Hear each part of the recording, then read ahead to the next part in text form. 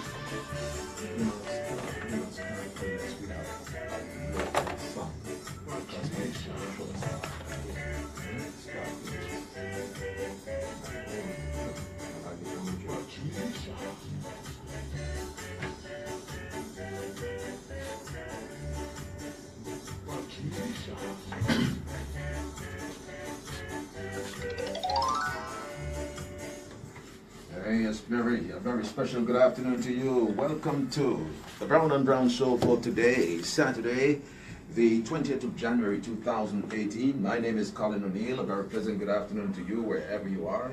Prime Minister, the Honourable Gaston Browne, is with us as well. We're so happy to have him in our company. Later this afternoon, we'll be joined by some other guests, surprise guests. We're not going to tell you yet, but at least we want you to stay tuned and stay locked to us here at 99.1. Good afternoon to our neighborhood here in the Villa and Point community. Good afternoon to you as well, the wider Antigua Barbuda, and to our friends in the neighboring islands. Good afternoon to you, St. Kitts, Nevis, Anguilla, Montserrat, Dominica. Glad to know that you have selected us as your radio entertainers. Once again, we're in your company with the Browne and Browne show, the show that everyone's been waiting on, and we're ready to go. Good afternoon to you, Mr. Prime Minister. Welcome once again to our studio here at Point FM. Good afternoon, Colin. It's an absolute pleasure to be here. And good afternoon to all of our listeners, all of our viewers on our Facebook. And certainly a special good afternoon to the beautiful people of Point and Villa and Queen Myrrh. Wishing them all much love and blessings. Yes, indeed. Now, Mr. Prime Minister, I couldn't come here without beginning by asking you about the good gentleman, Comrade Tico Lake. I know that he has gone into surgery. He had a successful kidney transplant yesterday. I'm pleased to announce that he is recovering nicely. And I understand that he may still be sedated, but I presume that maybe from sometime today he should be able to take care of visitors. And I just want to take this opportunity on behalf of the leadership and membership of the Antigua and Barbuda Labour Party to wish him a speedy recovery. And I understand too that today another kidney transplant was done, but this time it actually involves someone external of Antigua. A gentleman from the Philippines flew into Antigua to have a kidney transplant, he and his donor. So we're now entering into a new market in which we're now exporting kidney transplant service right here in Antigua. Yes. So it's a form of medical tourism, and it is a service that we expect to offer to individuals globally. We started with the first one today, and we're hoping that this will grow into a major industry for us, one in which we'll be able to use it as a profit center for Mount St. John, but at the same time ensuring that our people can get this they get this operation for free, get the kidney transplants for free. So, or if not free, at least for a heavily subsidized price. So far, we've been practically doing them for free. So the service is evolving, and Antigua and Barbuda is now becoming a major destination for kidney transplants. So you haven't gotten a chance to speak to the doctors who conducted the surgery as yet? I spoke to Dr. Duncan last evening, myself and Minister Joseph, and we were told that it went very well. He I had a little issue, we were told, but that was actually adjusted later last evening, and we're told now that he is stable and that he is producing a significant amount of urine. So clearly the kidney is working, and from all indications, he should have a full recovery. After recovery, I know that Senator Daryl Matthew, Right. has taken up the mantle to run forward into the next election, which is, as we have been told, we're becoming like a thief in the night. So it's basically, I'm still wondering if it's on our threshold yet. But now that has been given to Senator Daryl Matthew, what would you have Tico Lake doing once he has recovered? Well, I don't wish to speculate at this point. One thing I can tell you is that Tico will be employed. He will have something to do. Clearly, this is a discussion that we'll have to have with him after his recovery. We're not too sure exactly the extent to which he'll be able to take on any form of strenuous work. So we'll have to have the discussion with him and make a determination as to how we employ him going forward. The number of patients, we understand, continues to grow in terms of requirements for dialysis. I can remember the minister responsible for health spoke about the conditions of the equipment at Mount St. John's prior to your government taking office. Are you in a position to expound a little bit on that as well? Well, the minister said right here at Point FM that we met a situation in which all of the diagnostic equipment at Mount St. John, they were derelict. We had to replace them. We spent over $30 million to replace the equipment there. So you now have a modern MRI, a modern CAT scan. You also have, for example, a significant amount of what do you call the machines there for the kidney machines, dialysis machines. Yeah. In fact, just recently, I think we picked up another 6 machines because, as the minister indicated here on a previous program, you have more and more people coming down with kidney problems, so we've had to expand the unit. And that will continue as we seek to satisfy the full demand. In fact, we have individuals who live in the Virgin Islands who come here to get the service as well. So they're Antiguans, so we have to treat them. But in any case, it's a service that we have expanded exponentially, and we're now satisfying demand not only for dialysis, but as you know, we're now offering kidney transplants. Now, your government, and I think it was mentioned as well in the throne speech, and prior to that, we understand that your government plans to move ahead with the establishment of a national health insurance scheme. Is that still on the table? It is. We have not completed the preliminary work as yet to determine viability, even though we're pretty confident that it should be, because medical benefits in itself is a form of medical insurance. It's just limited to a few ailments. We want to increase the coverage and at the same time to ensure that a premium is paid in order to sustain the service, because if you're going to cover practically all ailments, then clearly we'll have to look at the premiums that individuals pay. So the whole idea is to have a more comprehensive service, to have this comprehensive medical insurance program.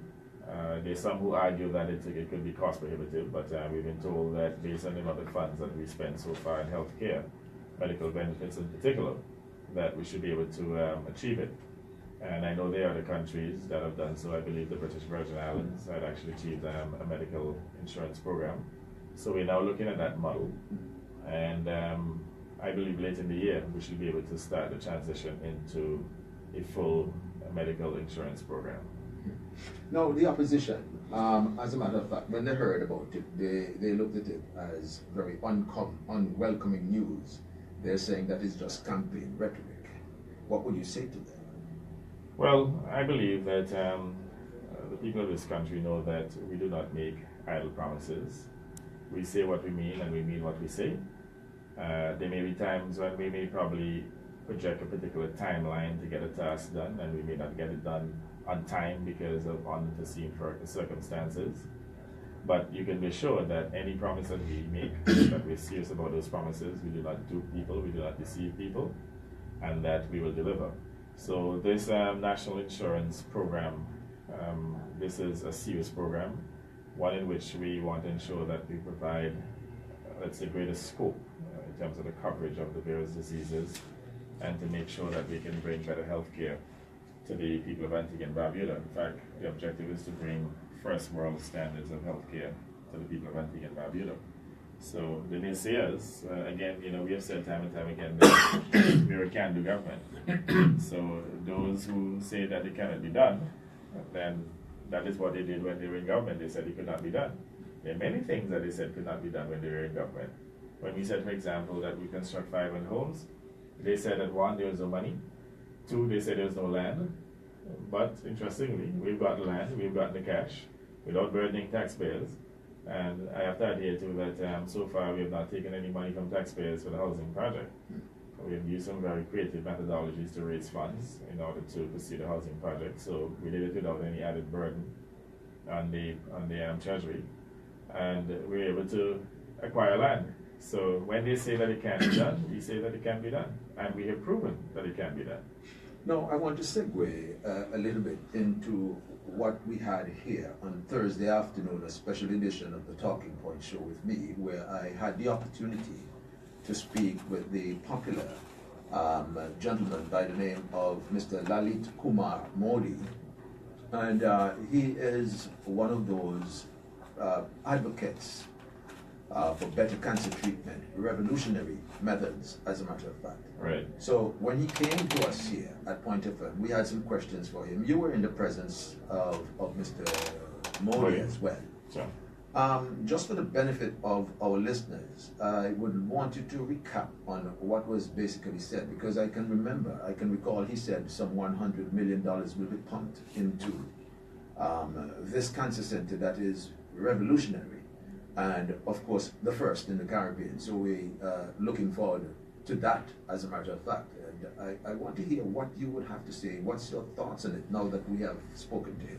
Well, he came to my office the following day, and the technician and Maxers, Ambassador Lionel Maxers, they hammered out an agreement, one in which we're seeking to create a modern cancer care facility here in Antigua that will provide cancer care not only for Antiguans and Barbudans, but also for individuals within this hemisphere, North America, South America, and even Europe for that matter. The whole idea is to operate as a profit center for individuals outside of Antigua and Barbuda, but at the same time to subsidize local treatment, so we treat local individuals for free. So we're looking at the viability of it presently. We have looked at the property, we have looked at the Camp Blizzard facility as a possible site, and we are also looking at the possibility of making it a CIP program as well. What Lalit says is that he will advance the first set of funds to get it started, and then hopefully be able to make it a CIP program, and that we will get funds in and then be able to complete it. So it's not the case that he's coming with a $100 million check. What he says is that in the first instance, he will advance $5 million so that we can relocate the soldiers to the Air Force base, and we'll have to construct additional facilities there, homes, for example, for the senior officers in the Antigua and Barbuda Defense Force, and some other amenities. And he will also give some seed money as well to start the project, and then the whole idea is to complete it through the CIP program. Still early days, but he has shown a willingness to work with us. As you know, he is one of the individuals who is involved with the Champollion Cancer Center in Portugal, and from all indications, they're doing a great job curing cancer. There are many individuals who have had prostate cancer and other cancers up to stage 4, and they brought them back to life. As he said, his own wife has had about 21 cancers, and they've all been cured. I know that we had a recent individual who we sent from Antigua to Portugal who got treated, and he said to us that exactly what they said is what is happening. So within the next few weeks, maybe another 30 days, he should be totally cured. He may well be cured, but in terms of the readings, whereas his PSA was at a particular level, it has actually halved within a matter of about 2-3 weeks. And he said that within another 2-3 weeks, it will be fully normal. And he says that, it's like magic, it's working. the actual technology is such that it is not invasive and it doesn't have any side effects. So, it's really interesting. And I understand it works. From all indications, the individuals who have been there have all said that it works. Now, one of the things that I noticed, he did mention that with a single dose, the patient, and you just mentioned that it's non-invasive, right, and the patient can get up and walk away from the surgery, go enjoy the rest of their lives, and nothing to worry about. So, in a sense, so 3 minutes. 3 minutes. I said that's magical. It's more than magical. It's revolutionary, as a matter of fact. Indeed. They call it translational research. Yes. Based on what I've read so far. But this is welcoming news because at least don't you see this as at least some hope for people who are stricken by significant hope, because normally it's a sentence, and to have this option available to us, that's really good. They'd actually asked me to serve as a director or governor for the facility. Not too sure I necessarily want to serve as prime minister, I don't want to be involved in any form of business, even though it's more charitable than anything else, because, as you know, the service is heavily subsidized. I'm told that, generally speaking, it doesn't cost more than maybe about $25,000 for the most complex cancer. If it is something like, let's say, prostate cancer, you're talking about a couple of $1,000s and a ticket, which is relatively low compared to the amounts that are charged in other jurisdictions. So we're excited about it, and we're trying to get a similar facility here, not as complex as the one in Portugal, or extensive, I should say, but certainly one that will serve the needs of the people of Antigua and Barbuda, and then we can also use it as a tourism export product as well. That is the whole idea. Now, and I do hope the point can be made clearly, because a number of persons have stopped me and asked me about the cancer center and what it's going to be offered, if its offerings are going to be free. I think during the interview, Mr. Modi did mention that it will be free of cost. Well, what we've done so far, and the intent is for the government to cover the cost and pay the fee, $2,000 US. In some instances, they may probably help us and write off the $2,000, but if the government has to pay, we'll pay. So, yes, it will be free unless the demand becomes so strong that we are unable to sustain it. But yes, the service will be free. Okay. Now, let's move on. The highlight of the week, apart from the throne speech, I know that on Monday, the turning of the sod and the launch, I would say, of the renovations at the port here in St. John's. So actually construction of a new port facility. More or less. Not more or less, that's what it is. Yeah. So it's the construction of a new cargo port at a cost of $90 million US. This has been funded by a concessional loan from the Exim Bank of China. A loan of $90 million US over 20 years at 2% per annum, and we have a moratorium of 5 years, repayment moratorium of 5 years. However, in the interim, there's a sinking fund that the port has to pay funds into that sinking fund to make sure that when the repayments start, that there will be no default. So I'm flagging that so that individuals who believe that the port has an enormous amount of free cash flow, that is not the case. The free cash flows will go into that facility in order to service that loan, and to service a loan of $250 million EC dollars. I mean, that's a significant amount of money to take on a monthly basis. But in any case, it's a very exciting project for the government and people of Antigua and Barbuda. It will help us to transform the port into a transshipment facility. It will certainly be the finest cargo port facility within the OECS, and perhaps a little more sophisticated than many of the larger ports within the Caribbean or within this hemisphere for that matter. It will help to increase efficiency, so people will be able to clear the goods quicker. And in addition, the whole layout will be superior to what exists now. So that jumbled situation that you see that exists presently, clearly it will have a more organized situation. You have the area where the containers will go. You have the area, you have the cargo shed. The administrative block will be differently, so you don't have all of these areas being commingled, so that the special security areas and so on will be secured and free from individuals walking into the special security areas. In addition to that, that facility will generate a significant amount of entrepreneurial opportunities for Antigua and Barbuda. There will be a number of shops.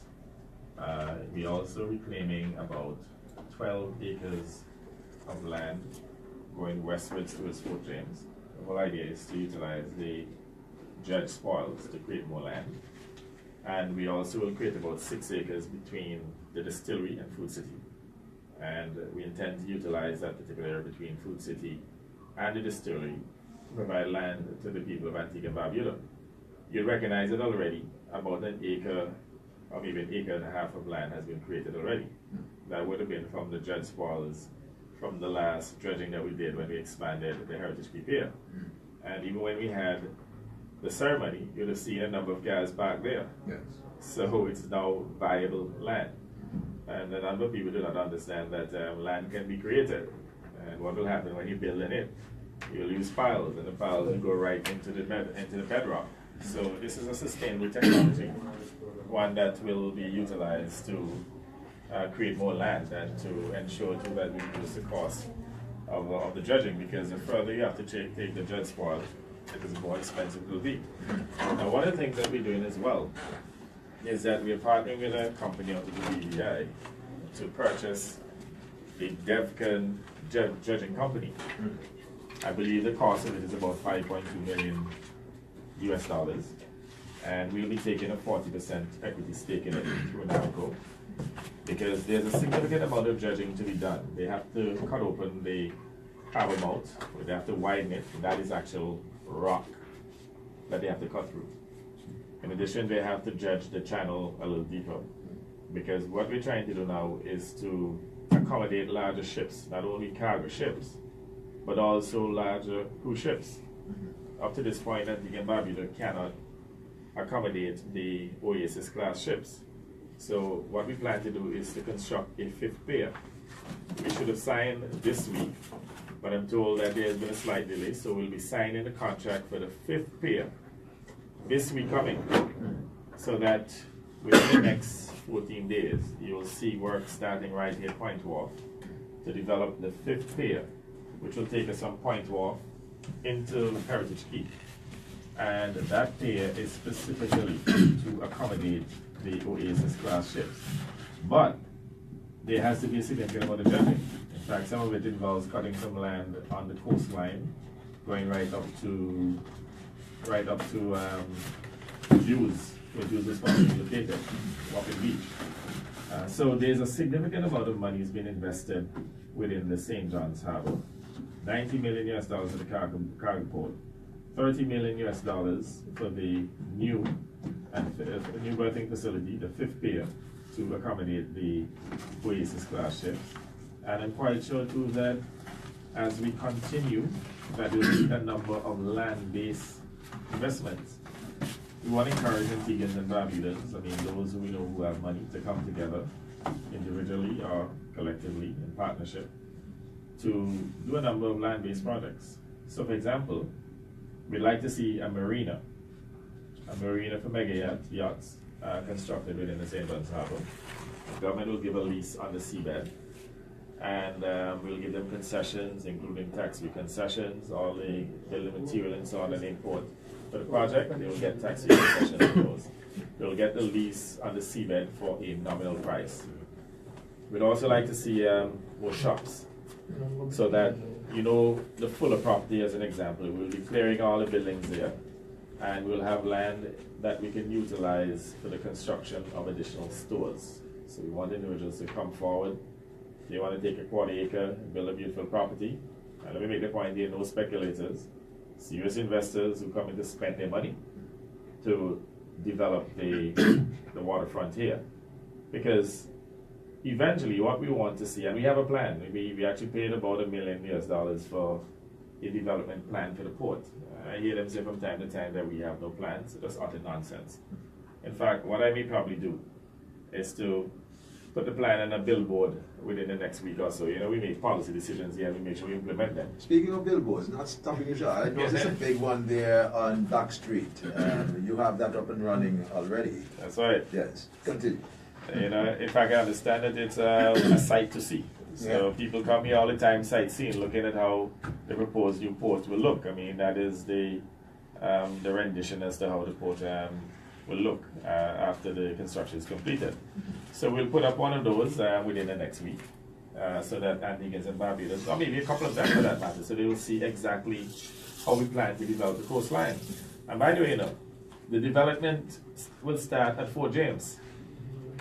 So Fort James, we will transform Fort James, even though it will remain a public facility, it will transform into a public leisure park and entertainment facility. And the plan is to invest $10 million in the development of Fort James, because in as much as we're building out the cruise tourism infrastructure, we need things for the tourists to do in order to increase the tourism spend. So we have asked the directors of NAMCO to study the plan for Fort James, and by the way, we also have a plan which was done by OBMI for the development of Fort James. I think we paid about $150,000 for that plan. It includes detailed drawings. So we are practically ready to go. That's another project that we hope will start within the next 30 days. That is the Fort James Development Project, in which we will see the construction of a small marina there, a water park, and other entertainment facilities. We'll also redevelop the fort itself. I believe that area will be a good entertainment area. One of the things that we need in the country, we need a good nightclub. So perhaps somebody could come forward. I mean, they could get a piece of land on the coastline to construct a facility to operate a good, beautiful nightclub. We do not have a good nightclub on the island. Maybe we can take another casino here at the waterfront, a few more cafes, and things for the tourists to do. And there will be a boardwalk as well, taking the tourists from Point Wharf right over to Redcliffe Quay. So there are many opportunities to be that will be made available, and we just want to ask Antiguans and Barbudas to, seize these opportunities.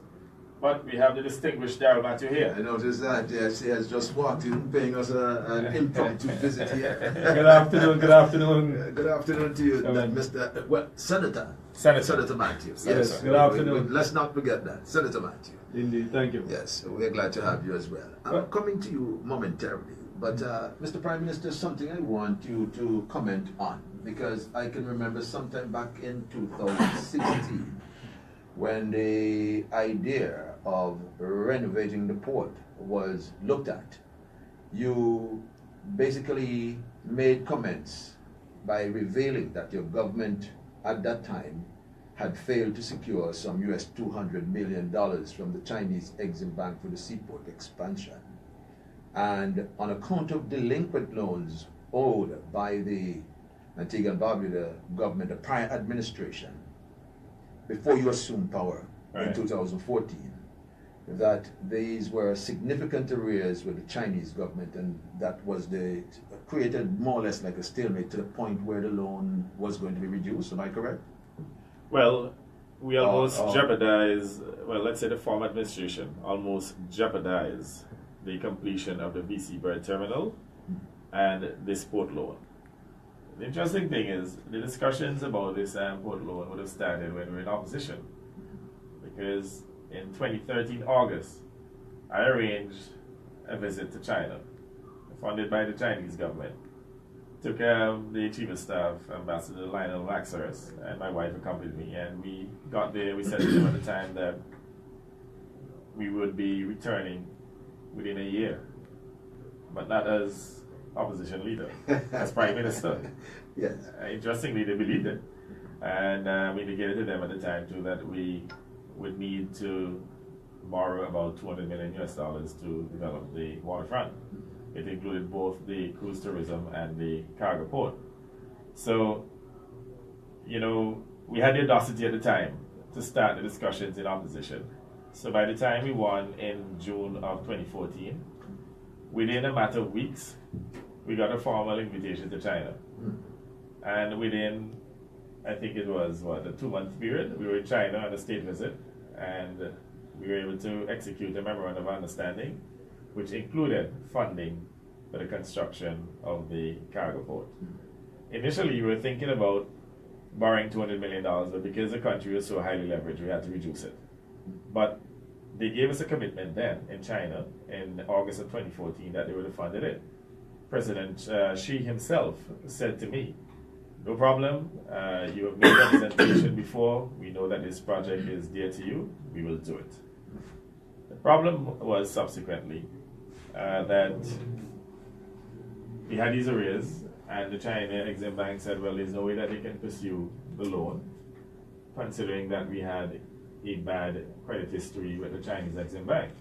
Now, I know that at the time that Harold Lovell said it was not true, but that was the reason why the loan was actually delayed. This could have happened before, but they wanted to allow for some period of time to determine whether or not the arrears were structural, whether or not it's a case that we just could not pay. Let me just give you the intricacies of what Mr. Lovell had said. He said the statement by you, who at the time, of course, and still is, the Minister of Finance, that the lies they have been it's a lie. He said that they have been unable to complete the loan arrangement for the port. He said, I find his explanation to be an absolute lie. No, let me continue. He said, I say it's an absolute lie because if you're to say because of arrears, then we never would have been able to secure any projects from the Chinese in 2004. According to him, in 2004 when the UPP was elected to office, payments were made on a monthly basis, and it was discovered that the payments hadn't been made for approximately 12 months. He also confirmed that the Exim Bank had to send officials to Antigua to engage the new government to discuss the state of delinquency. What do you say about that? Well, at the time, the exposure to the People's Republic of China or the Chinese Exim Bank would have been limited. When they came to power in June of 2014, we did not have the Wadadli power loan on the books. That's $150 million. We did not have the airport loan on the books. So at that time, I do not believe that the exposure would have been more than maybe about probably 15, 20 million maximum. I think at the time what we had outstanding would have been maybe the multi-purpose center and one or two small loans. So the concern at the time would not have been as great, even though that there was delinquency under the Labour Party government of 2003, 2004 under the emeritus leader, our national hero, the Honorable Lester Byrd. So it would not have been a big issue for them. However, by the time the UPP came to office and served for 10 years, there were several large loans, so that the exposure to the People's Republic of China would have increased by a few $100 million. Now, when you default on a few $100 million compared to 20 million, that's a different kettle of fish. So they said to us at the time, if we had not brought the loans up to date, that they would have pulled the plug on the completion of the airport, and secondly, they would not have approved the port loan. And that is why I made a point earlier that they had almost jeopardized the completion of the airport and would have definitely jeopardized this port loan. So monies that we had initially earmarked for housing, we had to use it to bring the loans up to date and to keep them up to date. So within the first 6 months of our administration, we had to clear the Chinese loans, we had to clear the arrears on the IMF loan, and several other loans. So, in essence, we could not have pursued the 500 homes in 500 days. We had to reprioritize. However, the 500 homes in 500 days was not an idle promise. It is something that we meant. It's just that we said, hey, look, let us take our time and build the homes. The key thing was to make sure that before the end of the 5-year term, that we'd have completed all 500 homes. So far, we have over 300 and something homes under construction. We'd have completed probably about maybe 60 homes, or maybe 70, because there are about 20 to 30 homes that we're building at individuals' land. Many of them are actually completed. So the people of Antigua and Barbuda know that the issue with the 500 homes was never an attempt to deceive them. Now the other thing is too, if we had built all 500 homes in 500 days, then we would have provided short-term employment for the people of Antigua and Barbuda. What is happening now is that the workers are now getting sustainable employment, so that national housing will continue to operate into perpetuity and will continue to build new homes on an annual basis. So you can see, for example, that each term that the Labour Party is in power, they will build a few hundred homes. So eventually, thousands of homes will be built. And as the firm gets bigger, it can actually undertake more homes. So whereas they may be doing 400 homes a year now, they can probably take on 600.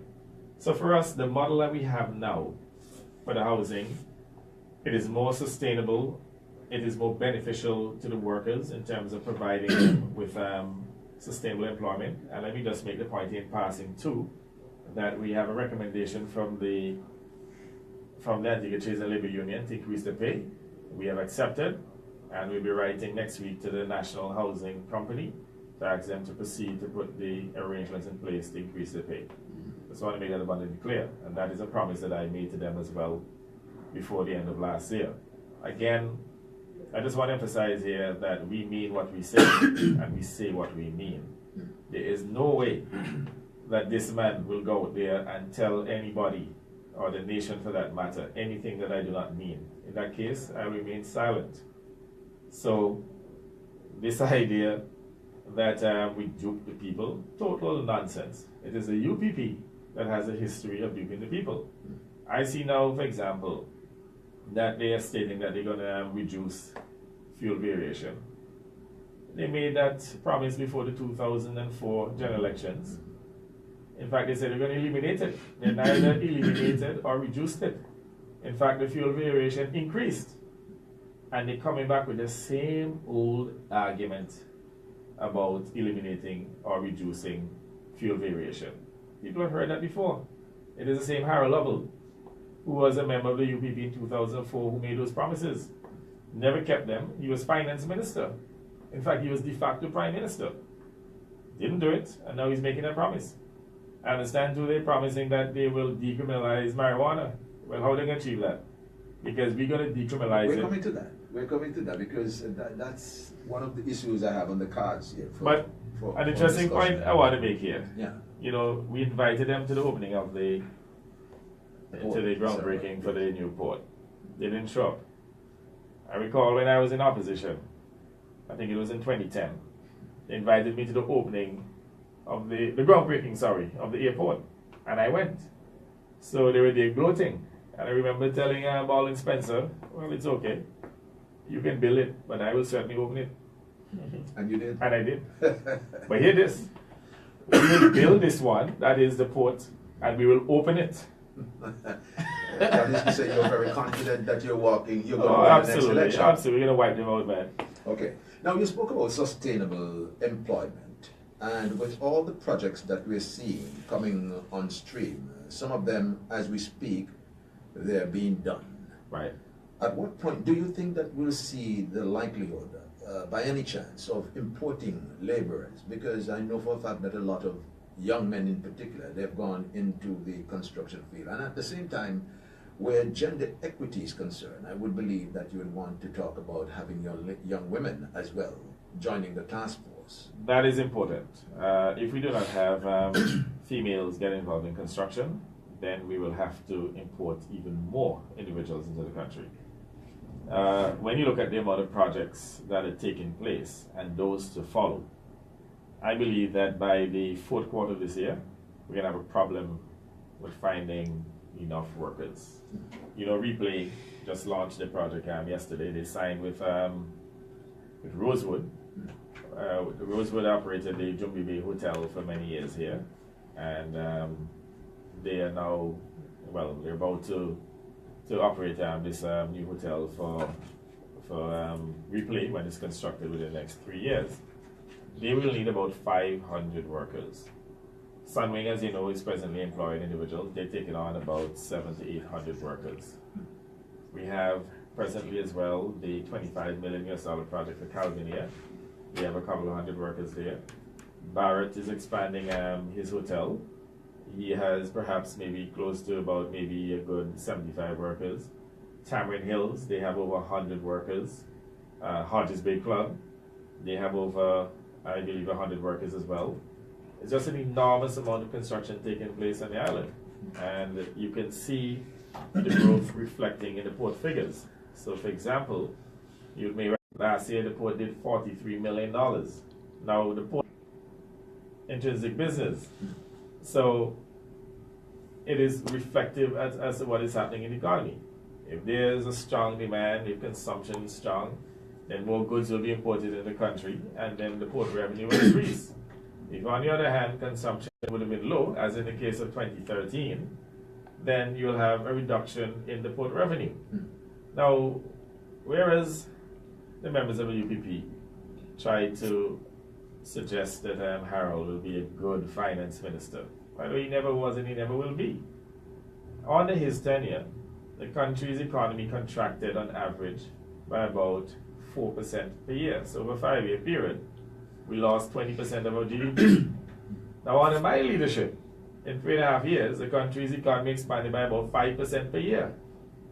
So you're looking at 5 positive, 4 negative, a swing of 9%. So somebody asked me recently, and it was a UPP person. The person said to me, and I found it quite interesting, said to me, if you let a man make an image, you're going to give it to him to drive. When you don't fix it, you're going to give it back to him to drive again? Certainly Would not. you? Certainly not. But here's another one here. Minister Green called me a few days ago. So he was talking to a UPP bus man. And the man said to me, you're too bad-minded.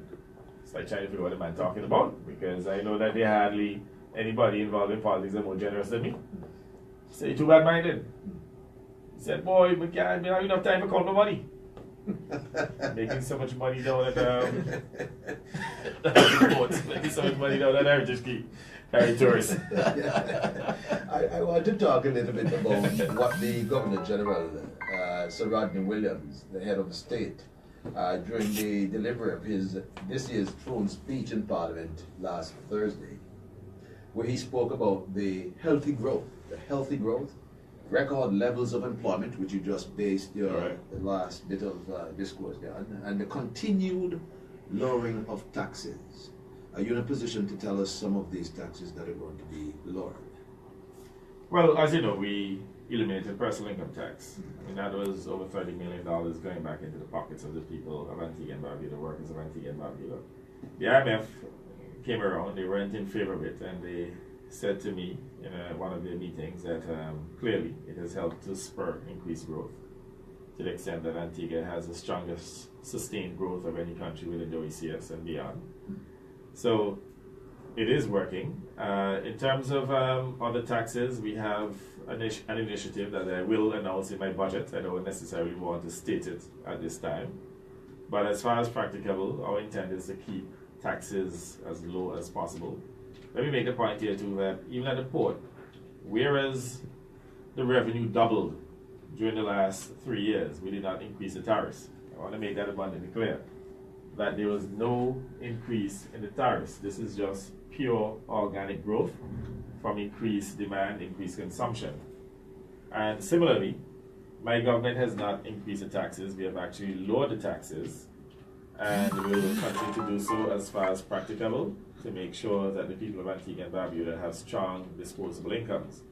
I know that the UBB is trying to make a big deal out of the UBT. That is the unincorporated business tax. I've made a point before on a previous program, and I will reiterate that the UBT is not a new tax. The unincorporated business tax was collected previously under the income tax regime. Now, we do not see the value of eliminating it and putting back hundreds of thousands of dollars into the pockets of wealthy people. And I gave an example. I'm not picking on the Mansour family, but the Mansour family comes to mind with Townhouse, who I understand pay under the UBT. So if they're paying $500,000 in taxes from their profits, what the UBP is now saying is that they will put the $500,000 into the pockets of the Townhouse people. We say no, we need $500,000 to build more schools and to provide more scholarships for the young people. We need that for health care. So, and by the way, it's not even a lot of money, $7 million. So it's not going to do anything for the average person. But they're trying to talk it up into a big policy issue. to make it look as though they're going to do some big thing for the people of Antigua and Barbuda. But the reality is, there's only a handful of people who will benefit because they're primarily people who are involved in business. And let me tell you that the UBT is structured in such a way that not only they're able to take out all of the expenditure, so a store like Townhouse, all of the expensive, the electricity, water, telephone, salaries and wages, they deduct all of that. All the family members who have salaries and wages and so on, they deduct all of that, and then whatever the profit is, they pay a percentage of that, 25% of it. And in many instances, they manipulate the books anyway, and they pay us practically what they feel like paying. So you're telling me, these people who are involved in business, manipulating the books already, if you aggregate all of the contributions, it comes to about $7 million. What is so equitable about giving it back to them? Is that an equitable decision? So you're gonna make less money available to run Mount St. John, less money for education, less money for solid waste, and put it back into the pockets of a few? I say to them that that's a backward-looking policy. When we make decisions, the masses must benefit.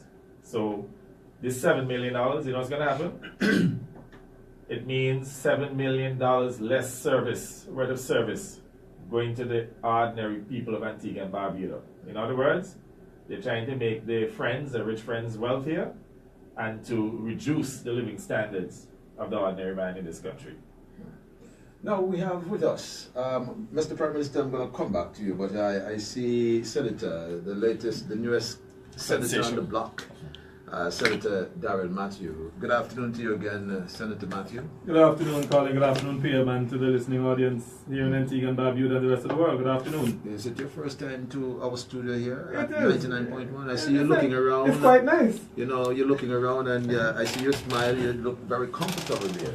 We're glad to have you. I could get used to this. You can get used to it. This is not going to be the first and certainly not the last, of course. Definitely. But we're happy to have you. Now, based on our discussion a few weeks ago, you did mention that you are very much prepared to go into the political battle, so to speak.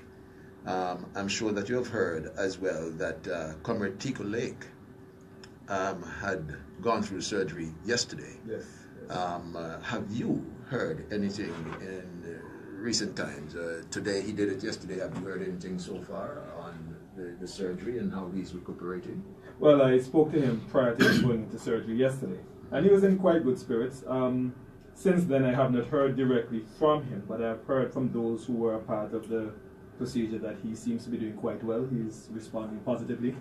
And so I keep him in my prayers, and I continue to encourage persons to keep him in their prayers as well, as we hope for a speedy recovery. When you spoke to us before coming into studio, I heard some talking and so on in the background. Were you on the campaign trail? I'm just asking. Well, you know, I beat the pavement regularly. Yes. We're on the campaign trail from about midday. And so, you know, we're getting some very, very encouraging and positive responses from the people. I enjoy interacting with people. It's what I've done all my life. And so this comes very normal to me. And at the time when we spoke, I was around a group of persons having an intense discussion about cricket, no less. So it's one of those things I enjoy interacting with people, because at the end of the day, I keep telling persons that no one has a monopoly on good ideas. And so you come up with the best suggestions, you hear the best ideas from the most unlikely places at times. And so when you go to the roads and the byways and the alleys in some of these constituencies, that's where most of a lot of the great ideas are born. And so, yeah, it's something I enjoy doing. It's something I was doing today, and something I intend to continue doing as we seek to continue to be the government of the country here in Antigua and Barbuda, and certainly the constituency of St. John's Wood. How does it feel now that you have to more or less adjust to the name Senator? You know, there are people, I would believe, who would get up and just say Senator.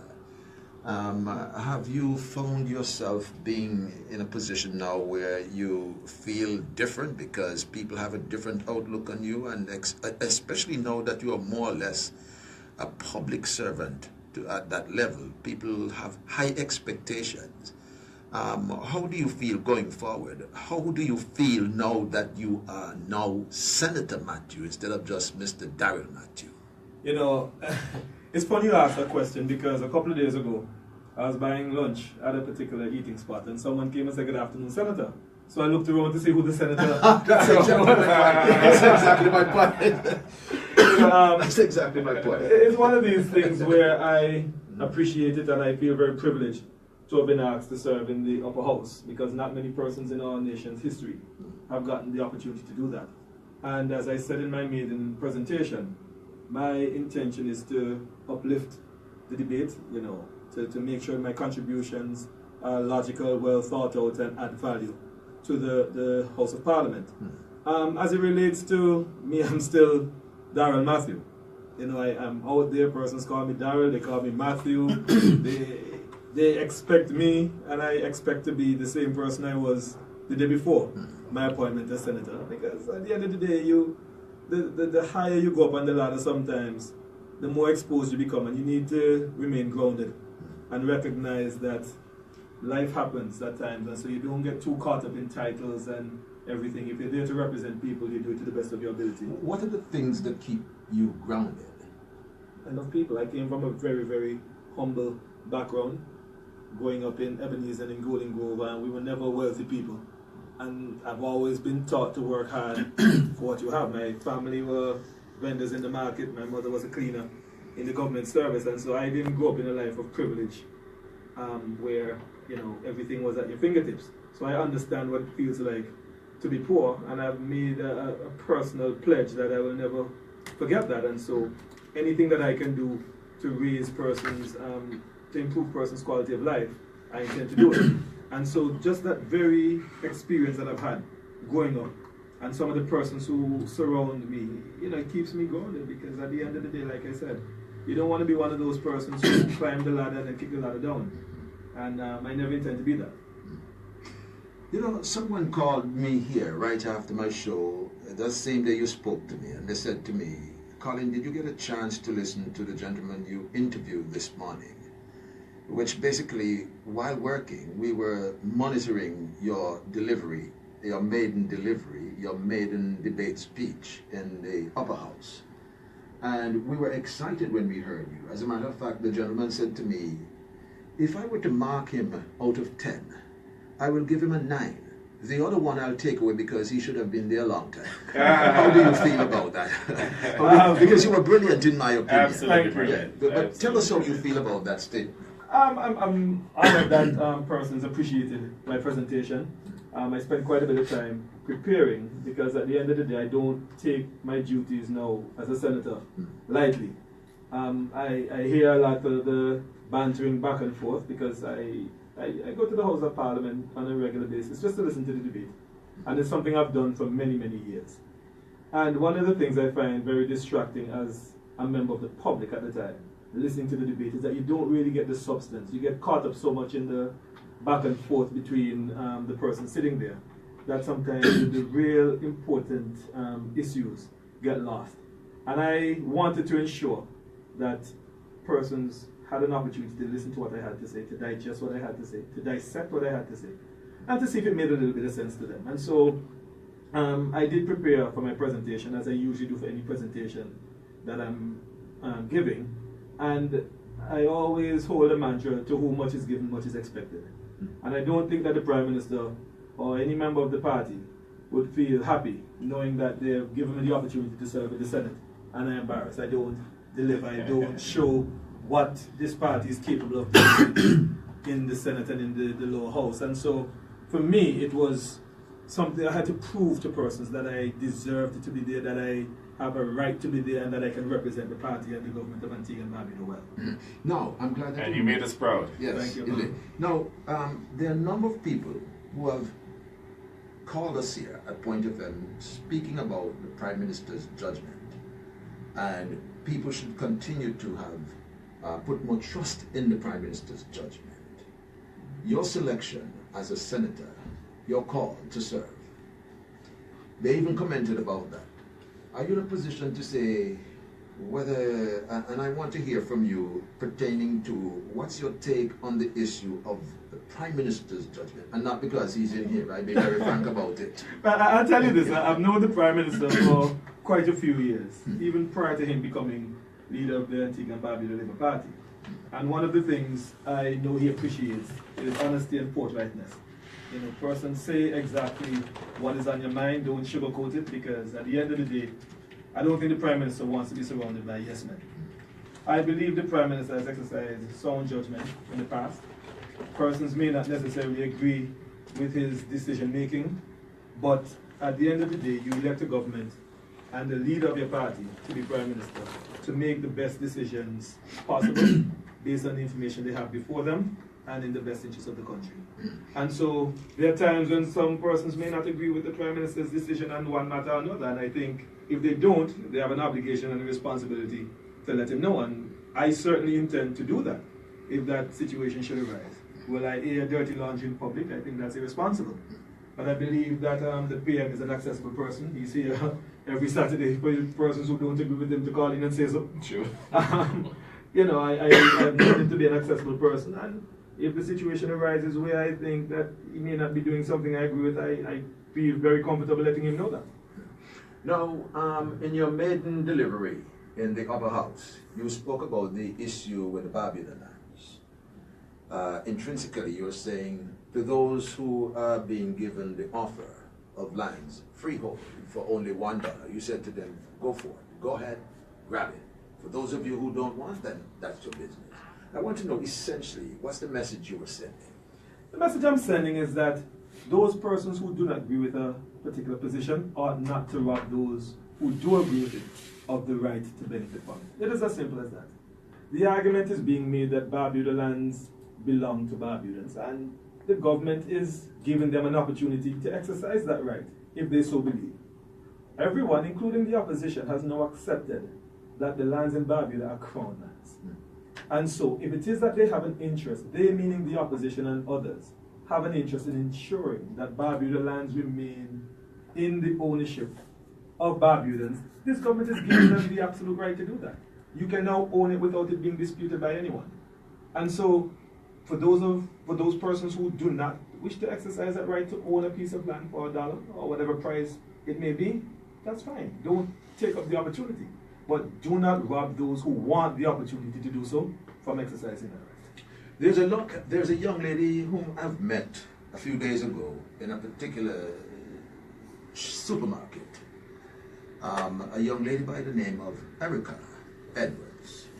And as far as I know, she is the most recent candidate for the Democratic National Alliance, the DNA. I had a discussion with her, and she's of the opinion that she is going to be victorious in the same constituency, Mr. Prime Minister, not the joke, in the same constituency where you and Chiron Simon and herself will be running. I particularly didn't get a chance to speak to her, in essence, profoundly. But did you ever get a chance to talk to her? Erica is someone I know, and I don't know what sort of answer you expected to get from her. I think her party leader would consider it a travesty if she said she didn't expect to win the constituency. So she's saying the right things that she's supposed to say, but I know deep in her heart she knows better. What makes you so confident that you're going to bring home the goods in terms of the being victorious at the polls? I'll tell you this, Colin. I'm not an immodest person. I'm not a cocky person. I'm not an arrogant person. But I'll tell you this. Of all the candidates who are vying to be the Member of Parliament of St. John's Warsaw, I think I'm the best prepared, the best qualified, and the best suited for that role. And I've gone so far as to challenge the other two candidates. Let's sit and have a public debate. Let us debate all the issues, any issue, before any moderator. Let us sit and discuss them and let the public decide if they so wish. Yeah, go ahead. No, because I'm saying, listen, anyone who wants to represent people, you must have, I believe, a track record of representing people. It can't be that you just wake up one day and you say, look, I want to be a member of parliament, so I'm going to go and run for office. What have you done in your life? And we're not talking about just academic qualifications. What have you done in your life? What service have you given to your country in your entire life that prepares you to serve people? Tell us about what you have given to country and in terms of community as well. So I'll start with country and work my way down to community. Correct. I've represented Antigua and Barbuda at the United Nations in Nairobi, Kenya, on no less than 3 occasions. I've represented Antigua and Barbuda in Japan, in Australia, in the Philippines, in Colombia. I've traveled all over this world representing this country on environmental and land matters when I was an employee at the Environment Division as the Senior Environment Officer. I've represented this country in sports in Hong Kong, all across the Caribbean, in the United States, as the President of the Basketball Association. I have represented this country in the UK, Colin, and with distinction, in the United States, in many areas in the US, on environmental and land matters, with distinction. On a community level, all my life, I've been a community man. In fact, I personally sponsored and managed Golden Grove football team for about 18 unbroken years. Same thing with basketball. I'm the president of the Basketball Association, and so I'm always in not only the Golden Grove and the Rural South constituency, but all across this island, building the sport of basketball in this country to heights that have never been attained. And so I'm going to use a little sidebar here and invite you and the listening audience to the opening of basketball tomorrow at the JSC Sports Complex. Just a little sidebar. And so basketball in this country is at a place where it has never been. We have young men and women out there in scholarships because of basketball. And so my involvement as a community activist is second to none. I have always been a part of my community. I'm a member of the Rotary Club of Antigua. I joined the Rotary family at about 15 years old as a Rotaractor, which is the youth arm of Rotary. And while I was there, through a project I developed with the United Nations called HIV/AIDS 20 years later. This was in 2001. Antigua and Barbuda, for the first time, got Club of the Year in the Caribbean. And I received a personal citation from the United Nations for that project. And so my life has always been one of service. One of service. One of service. So this is nothing new for me. Do you have any sage advice for young people who are aspiring to be politicians? Get involved in your community, but don't do it because you aspire to be politicians. Do it because you want to see your community better. Volunteer. Get involved. Because at the end of the day, that is what representing people is all about. You don't do it for money. You don't do it for praise. You don't do it to become a politician. You do it because you want to see your community better. Service. Service. You understand? That would be my advice to them. Get involved to make your community better. Do you foresee any challenges ahead based on what you're seeing while you're doing while you're hitting the ground? Do you see any challenges in your constituency so far that you believe that you will have to face up to? There are a lot of needs in my constituency, St. John's Rural South. Youth delinquency in some parts of the constituency is high. I have a particular passion for the challenges of young men in our country in particular. I fear that we may be losing an entire generation of young men through getting into trouble at an early age, drug abuse, crime, just a bunch of issues. And if you look at our schools right now, we have a lot of young men just dropping out of schools. And when this happens, these young men, they don't stay young. They grow up into, they go from delinquent young men to criminal adults. And we need to find a way to address that. And much like, the parts of Antigua and Barbuda, I see it a lot in the St. John's Rural South constituency. And for me, one of the solutions to that is to try and reach them as young as possible, to ensure that they complete their education. Because education is one of these tools that has the power to lift all of us out of poverty. And so that is a real challenge. Of course, there are the issues, the infrastructure, the lights and so on. And these things are issues that are being addressed by the government as we speak. But on a human level, on a social level, these issues we need to address almost immediately, because if we don't, I fear the country that we will end up having in a few short years. So it's a call now for the government to work expeditiously to have those rectified. It goes beyond the government, Families exactly, well. the church, and certainly parents. I mean, they have to raise better children. I mean, no disrespect, but we have some parents who are literally raising criminals. They have to take responsibility and to instill sound moral values into their children. So again, it requires the efforts of the church, the government, the school, the entire community to make sure that we raise good, decent young boys and young girls who will obviously become good men and women. Senator Matthew just spoke about the infrastructure. Mr. Prime Minister, recently you invited the Director of Public Works in discussion. You invited him to discuss the issue at hand pertaining to road rehabilitation project.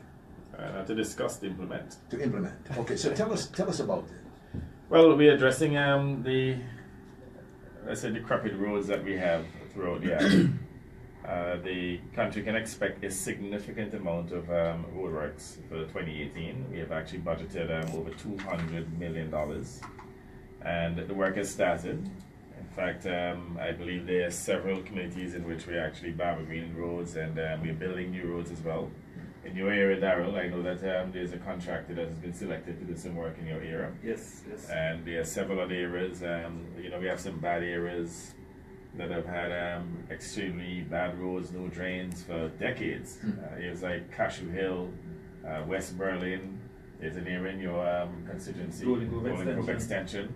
So we're coming through, and there will be a significant amount of work that will be done in 2018.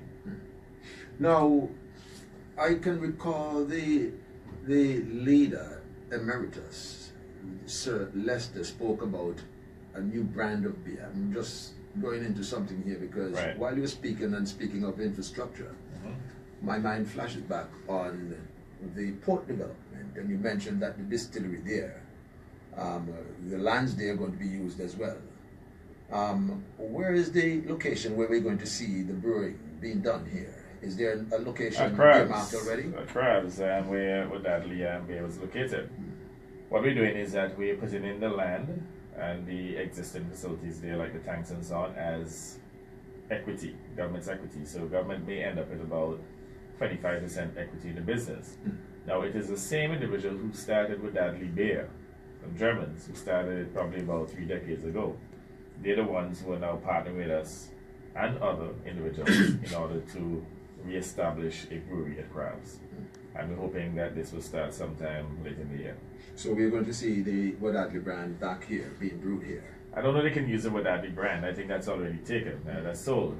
Because they're actually sold to an entity out of the Dominican Republic, and they're now brewing Wadadley in St. Vincent. So clearly there have to be a new trade name. What the name will be, I'm not sure. Okay. You're listening to 99.1 FM. We're going to take a break. When we come back from the break, of course, we'll continue. We'll also throw the lines open for those of you who would wish to join us live on air. I'm doing this particularly because, a lot of people have been trying to get on, I notice, while we speak. So for those of you wishing to join us live on air, the numbers to call, 562-3989, 562-2991.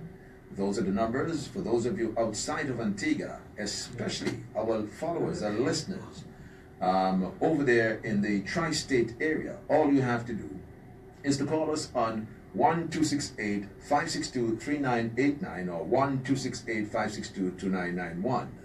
For those of you wishing to send us your WhatsApp messages, our WhatsApp board is open, 729-7102. And you can also check us out on our latest website. All you have to do is to type in point with an E, that's P-O-I-N-T-E, pointfmradio.com, and follow us there. Also, you could go to Google Play Store and find our app there. Just download it, install it, and listen to us. The telephone lines are going already, but we have to go to the break. When we come back from the break, of course, we'll continue. Stay with us here at 99.1.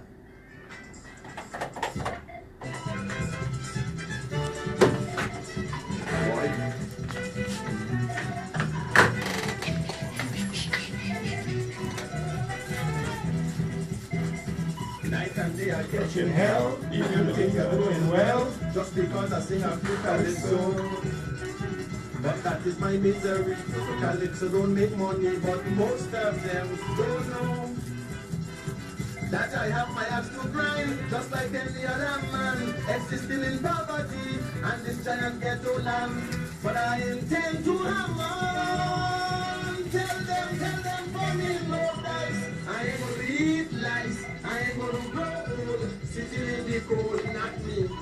No way, they gon' have to beat me, they gon' have to eat me, or their heads will roll.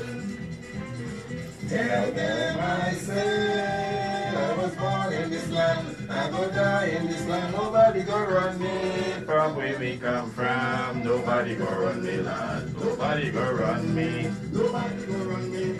Nobody go run me. Me woman must yam. Me woman must yam. Me woman must yam. Me people must yam. Nobody go run me. Nobody go run me. Nobody go run me. Nobody go run me.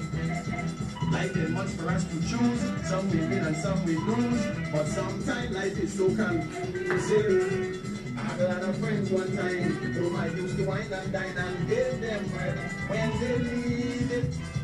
Now most of them against me, taking any me, simply because I am not what they all want me to be. And we play political views like yeah. Every must tell them fucking no dice. I will leave dice. I will go. Secretly going at DLG. Just on the floor. They gonna have to beat me. They gonna have to You have to wait. You have to wait. all the heads coming. Tell them I say I was born in this land. I'm gonna die in this land. Nobody gonna run me from where we come from. Nobody gonna run me. How we going so far? Nobody gonna run me. Nobody gonna run me. Nobody go run me. Me woman must yam. Me woman must yam. Me woman must yam. Me Me must yam. Nobody gonna run me. Nobody go run me. Well, Turn the volume down. work at Calcium They can for hear- free. they can hear When us. the wait man crap and not no money. Because of my tolerance, they give me the assurance the job belongs to me.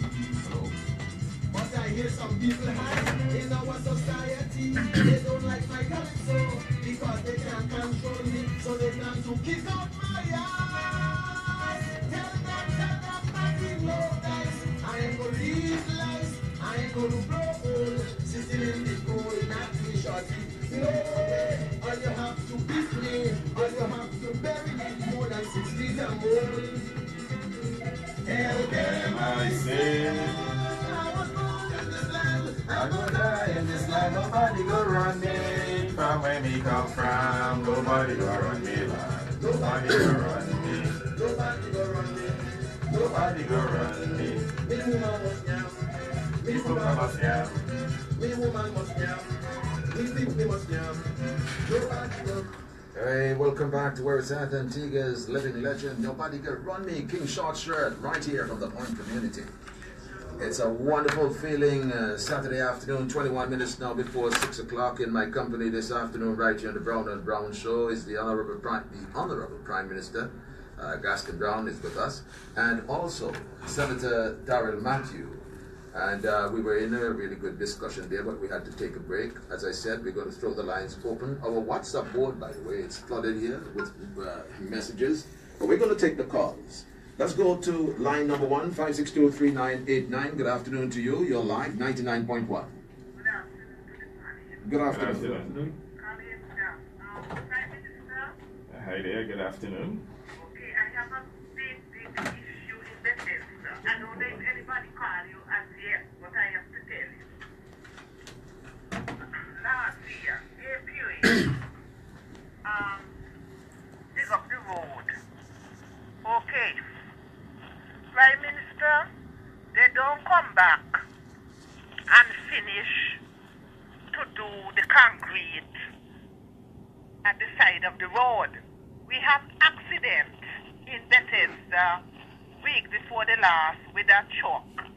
Thursday we have an accident again with another truck. On Wednesday, me and somebody out of my gate speaking, and I told them in a minute that you have to be careful because accident in Bethesda so fast. One newborn car Okay. the person has. Okay, spare us the details and get to the point. So because we have a lot of people calling right now. Spare us the details and make your point a bit short if you don't mind. Okay, Thank you. Yes. You know me, humble Colleen. Yes. Yes.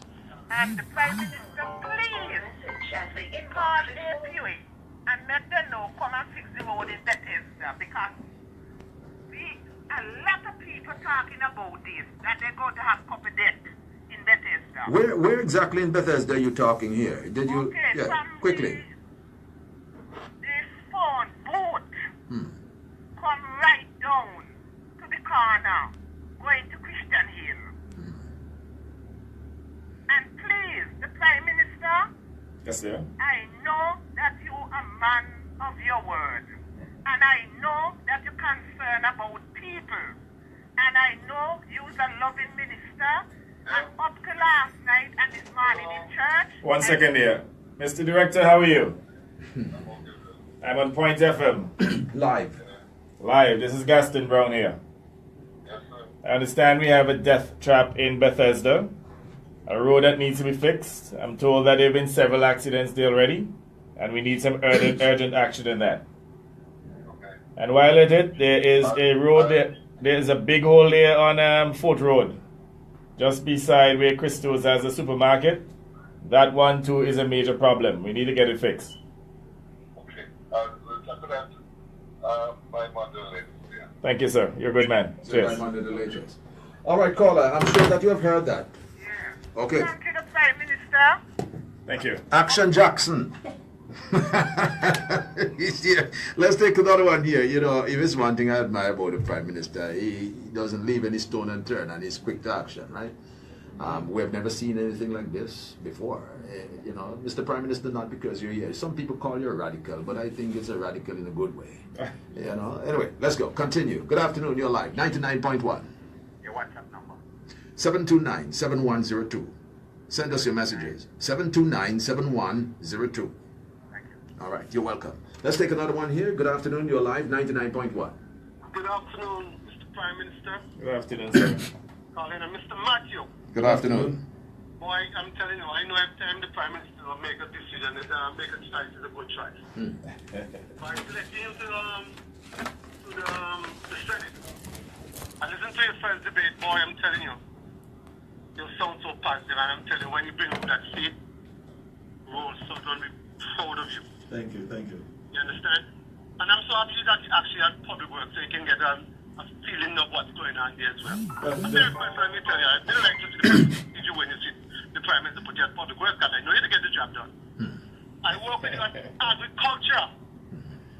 And I know when they allocate certain areas, you look out for poor people to get their land there. And I can tell you that, and plenty people at agriculture can tell you that too. You look out for a lot of poor people who didn't get a piece of the rock. And what you did, people that don't own land and so forth, who want to come and get 3, 4, 5 feet, no. You are trying to make the poor man get a piece of the rock. And I hope then that they help can testify to that. You understand? Comrade, he has a skill that he can serve practically in any ministry. Exactly. So don't limit him to public works. Mr. Prime Minister, good child. Mr. Matthew have been out there doing the work, and the people out there, they love him. And they're rallying for him. Understand? And so I'm happy that you make that chance, sir. So that's what I want to tell you. Good luck, Mr. Matthew, and continue to do what they have to do. You sound so positive when I listen to you. I send a message calling on your phone as well, Mr. Matthew, so you can ignore them now. Thank you. Okay. Mr. Prime Minister, you have been doing a very good job. Thank you. They can't tap you. That's what killed them. Have a good day. All right. They can't derail the straight, huh? Let's take another one here. Good afternoon, you're live, 99.1. Hello, good afternoon. Okay, we lost that caller. We have some WhatsApp messages here, but Mr. Prime Minister, there is a new broadcast, I think, or something making the rounds on social media called Ask Gaston. I'm sure by now you have heard about it because, like I said, you don't leave any stone unturned. I've seen it. You have seen it? Yeah. What Well, is at it? least the first episode. I've seen the first episode. How do you grade it? And by the way, there's a paradox in it, by the way, if you notice. I would like balance. I want to hear from you. A contradiction. Put questions to me. But, on the other hand, they do not wish to direct the questions to me. I don't know. So how do I adjust them? So here's a situation in which the program is about Ask Gaston. But the questions emanating from the program, they're sent to others, not to Gaston. Not to Gaston. Because they reckon that for the last 3.5 years, that I have been too transparent, too accountable, that I'm accounting for everybody, all ministries according to them, all subjects. Now, I thought that what they wanted was an accessible prime minister, and that, you know, they put questions to me on any issue, I'll answer. So that seems to be a problem for them now. So they're now saying that they have to work around me now and to send the questions to public servants. So they're now trying to turn the public servants into politicians. So I think it's just really contradictory. I mean, if I was in opposition and I had access to a prime minister, I'd be peppering him with questions. But I imagine that they do not have any serious issue to address. They have had some little molehills that they've been trying to convert into mountains. One of the issues would have been the issue with Senator Michael Freeland, which is really a settled matter. So we all know that he did an auction. It was reported, I have not been able to confirm it, but it was reported that the money was stolen. And he paid it back. What I have confirmed is that every cent of it was repaid. Now, if it is that the funds were stolen, how can you then put a question to the Prime Minister, ask the Prime Minister how the money was spent? Does that make any sense? None at all. And even if it was not stolen, who do you put that question to? Not to me. I never spent the money. I mean, I had no access to the money. I did not collude with anyone to spend any funds that were collected on behalf of customs. Now I'm suggesting that's what was done. So it seems as though that they're trying to beat this issue to get some form of political mileage, but it's not working. It's a dead horse. It's a dead issue. And they need to drop it because it's just not going anywhere. There is nothing further to account. The Comptroller of Customs gave me a handwritten report, if you want to call it a report, on one sheet of paper, outlining the payments that were made. At the time when he met with me, $30,000 was outstanding, and I verified that the remaining $30,000 was paid. So, settled issue.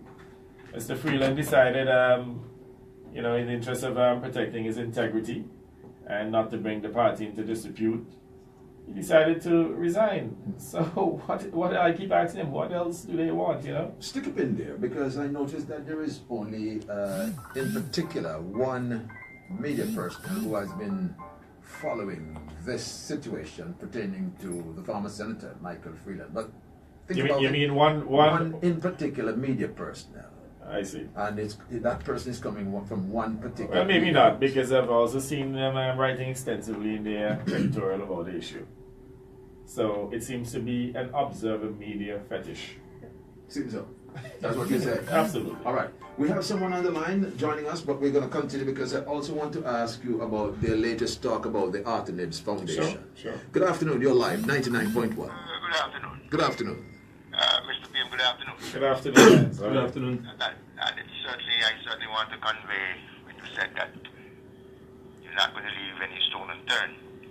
And with our community, how it's kept presently, we can see what it's all about in terms of it's actually looking much better. Blinds, we're going to need a hand. We're breaking down Sharon's old house tomorrow. And we're going to rebuild a spanking new property for her, starting from probably about Monday. So whenever you're off, come and give us a hand. Come and pump a few nails, carry a little concrete for the piles, something. And then you see the resurfacing of North Street and St. John Street and Wapping Lane by C.O. Williams. And the cleaning of the land and so on by Public Works.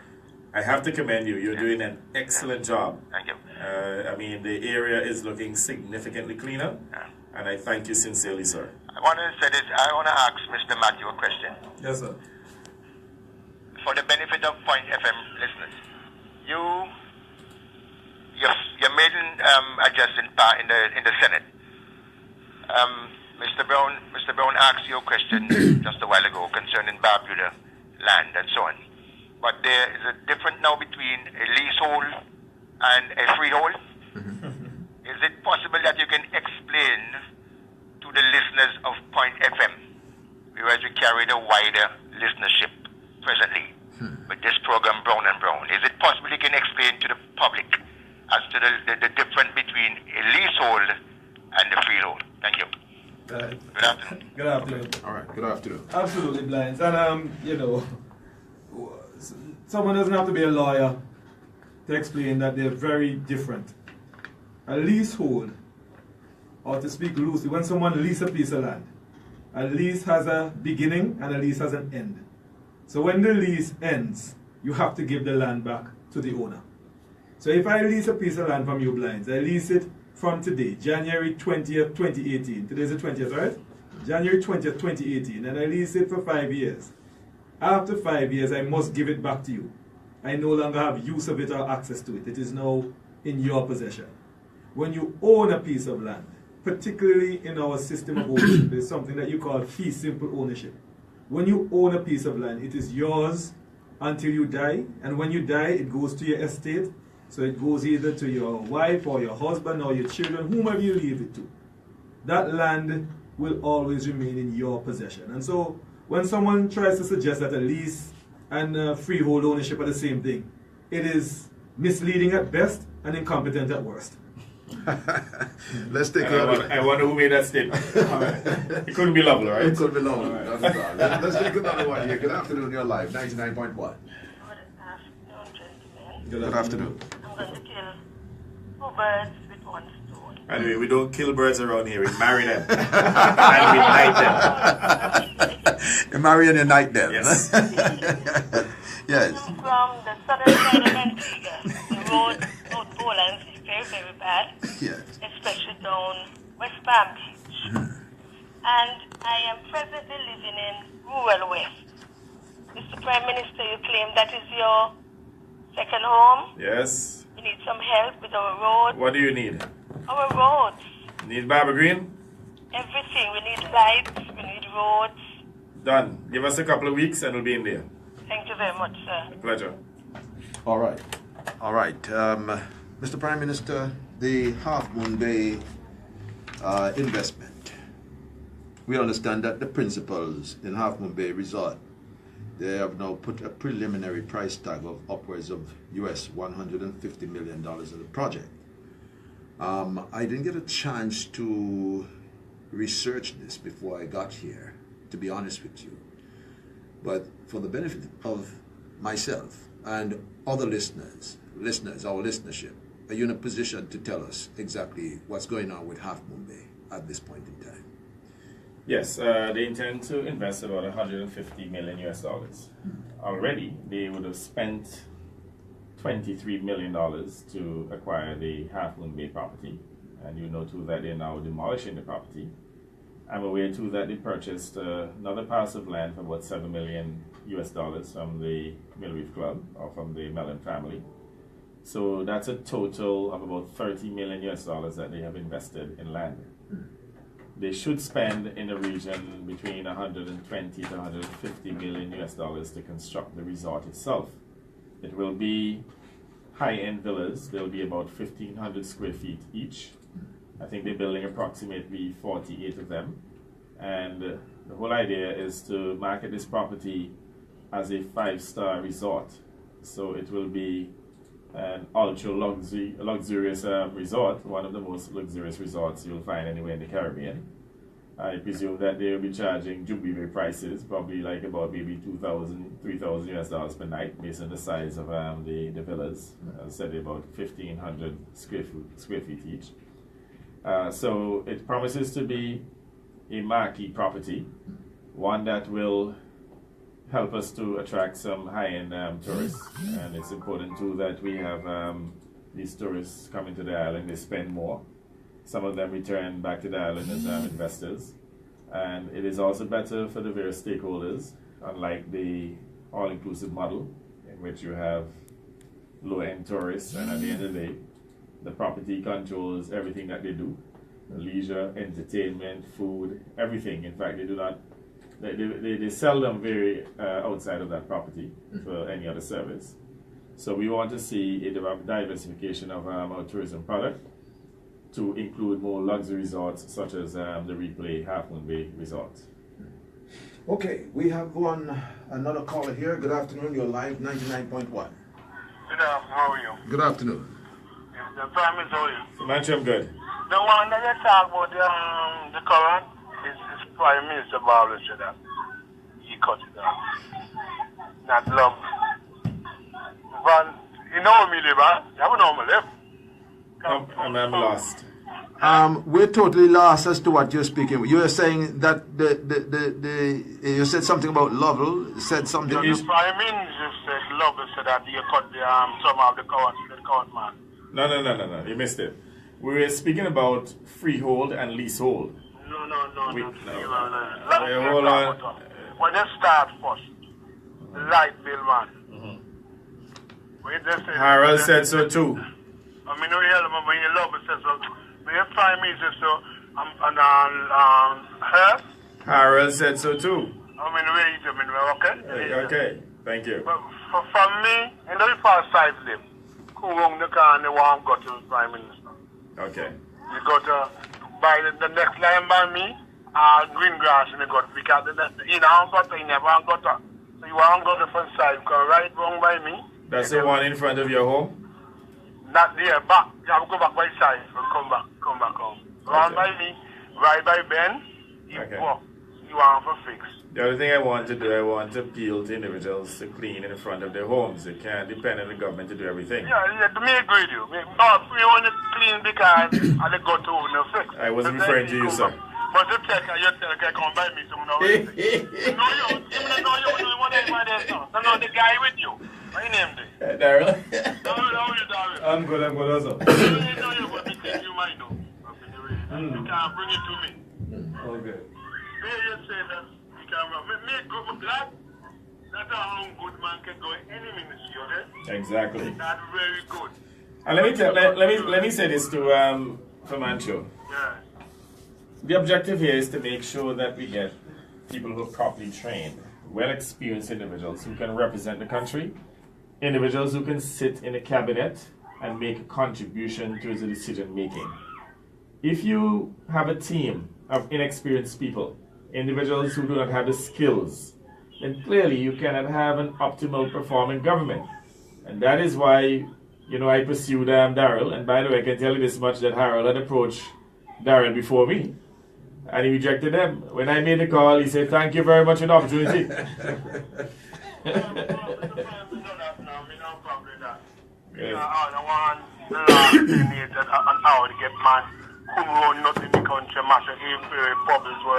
Exactly. And destroy, almost said destroy, and destroy. 2009 to 2014 is the worst time ever in this country. I mean, you work in this country. So me can say that. Me work a poor authority, or they want to destroy poor authority, you can destroy the whole poor. So me now problem with you. Me not back the girl, And we fix it. Who girl you back in? Who girl you back in? No, go ahead. Who girl you back in? Me not back the girl there out there. Me back the boy, me just say me back, But he died with a better candidate. That's all I want. When certain people left the government... Wait. Back up, because we're lost again. Which girl are you talking about you're back in? Me back the girl in front of Darrell. I believe it's his family. Who family? For me? The girl. For me family? Is she? No, man. And Darrell for one for detail one. Yes. When they call the bang girl, me talk with the Browne. Oh, I think he's talking about Kentish. Miss Kentish. Oh. Me support you. Oh, I see. I get that. Not be the better candidate. Not problem with that. So I want somebody when the Prime Minister left and certain people left can cap all you Labour Party. So you're endorsing the decision to back him now? Yeah, guy. Thank you. What we hear you say, and then So I was vindicated then. Yeah. Thank you. He's the only man. Let me tell you something that he never know. He never know. He's the only man in this country ever give me a flat for basketball. And me don't know he. There you go. And he with ball in there, me get them flat. You used to be good once. Too fat now. Yeah, I was good. And you always be a good accountant? Yeah, I was done the kind I do 100% good. You agree with me? You're good with the talk. Eh? You're good with the talk, they say. But what me say now? Me the good person, what me say that? But glad a man like that, when their father, the Prime Minister left the next 20 years, and all they can control the Labour Party. You're getting that wrong, I'm trying to make myself redundant as soon as possible. You know, I left the next So, 20 years. when you have young men like Daryl and Michael Browne and so on? No, the man have a mole them. mold for 20 years now. Remember 15 years me mold you for. Me the first man saying the first 10 years with the Prime Minister, you have to try and less America. You're the only man in this party. Can support, try and less them, can rush them free less them. And that will be history now. You want the best Prime Minister ever in Antigua. In the previous time.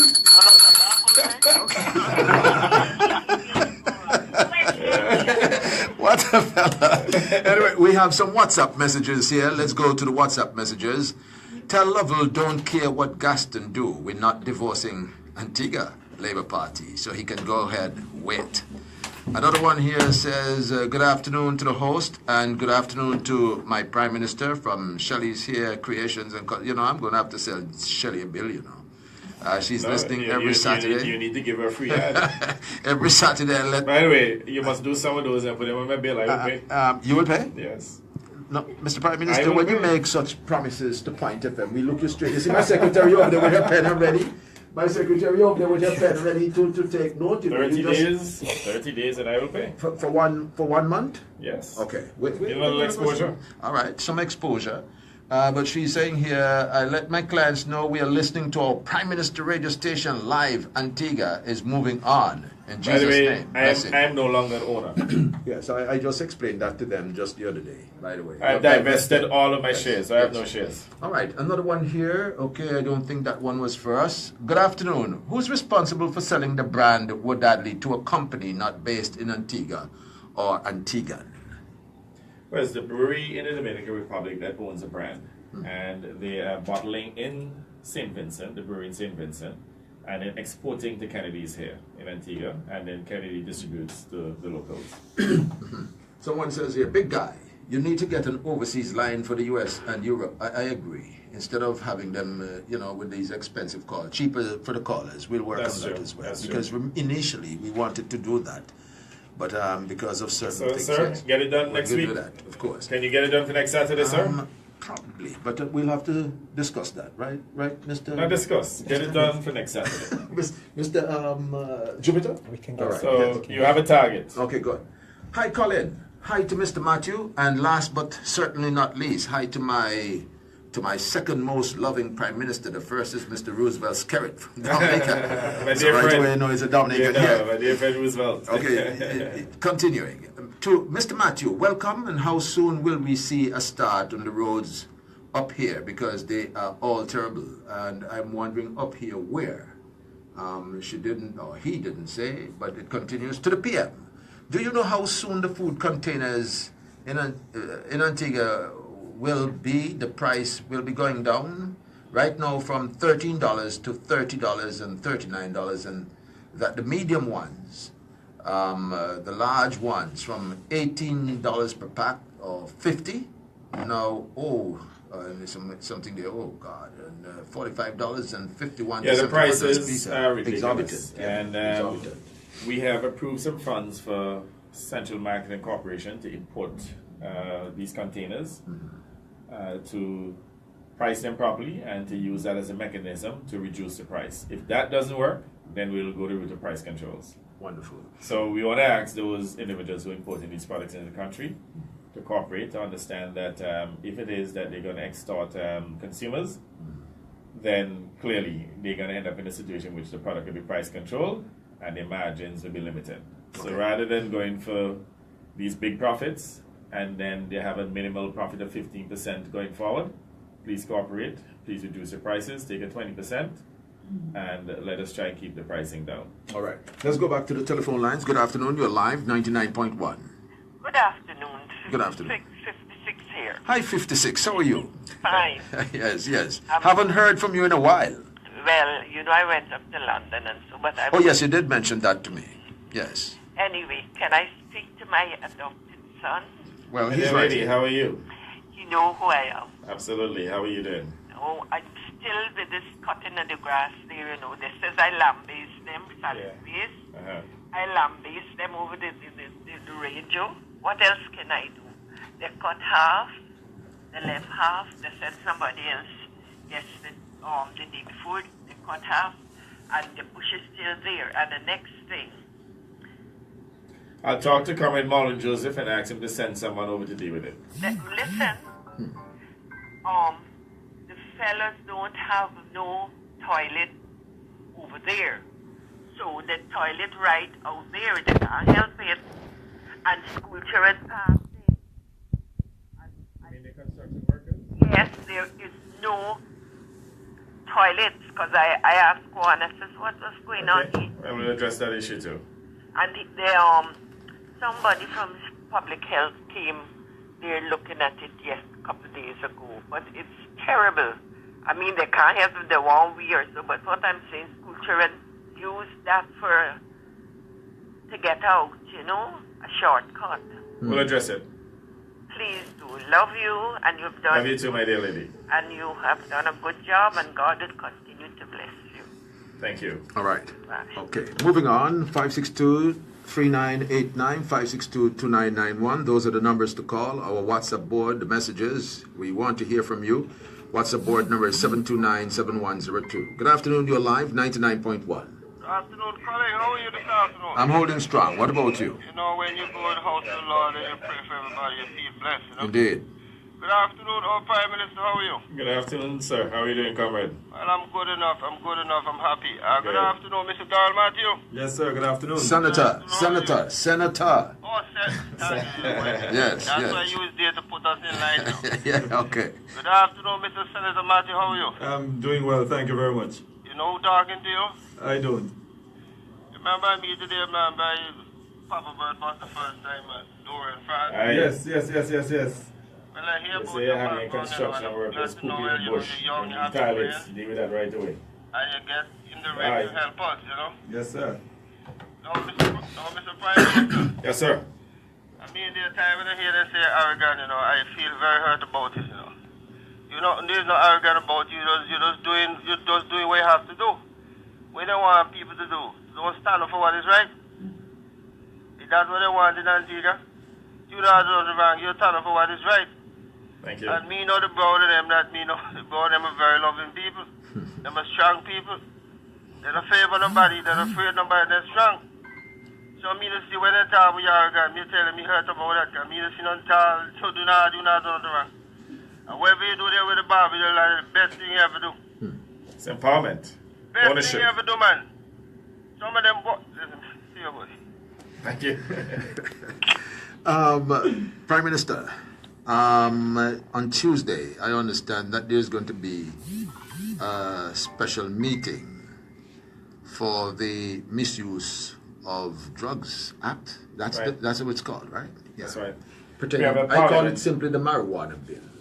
We have a parliamentary select committee that will be meeting on Tuesday at 10:30 a.m. It's about consulting further on the Misuse of Drugs Act, one in which we will decriminalize the use of marijuana. But what we're trying to do now is determine the precise amount of, or the quantity for that matter, of marijuana that we should decriminalize. If it's 5 grams, 10 grams, 15 grams, 20 grams, and whether or not if individuals should not be allowed to probably grow 2-3 marijuana plants, because the question arises, if you're going to allow them to use small quantities, where's the marijuana going to come from?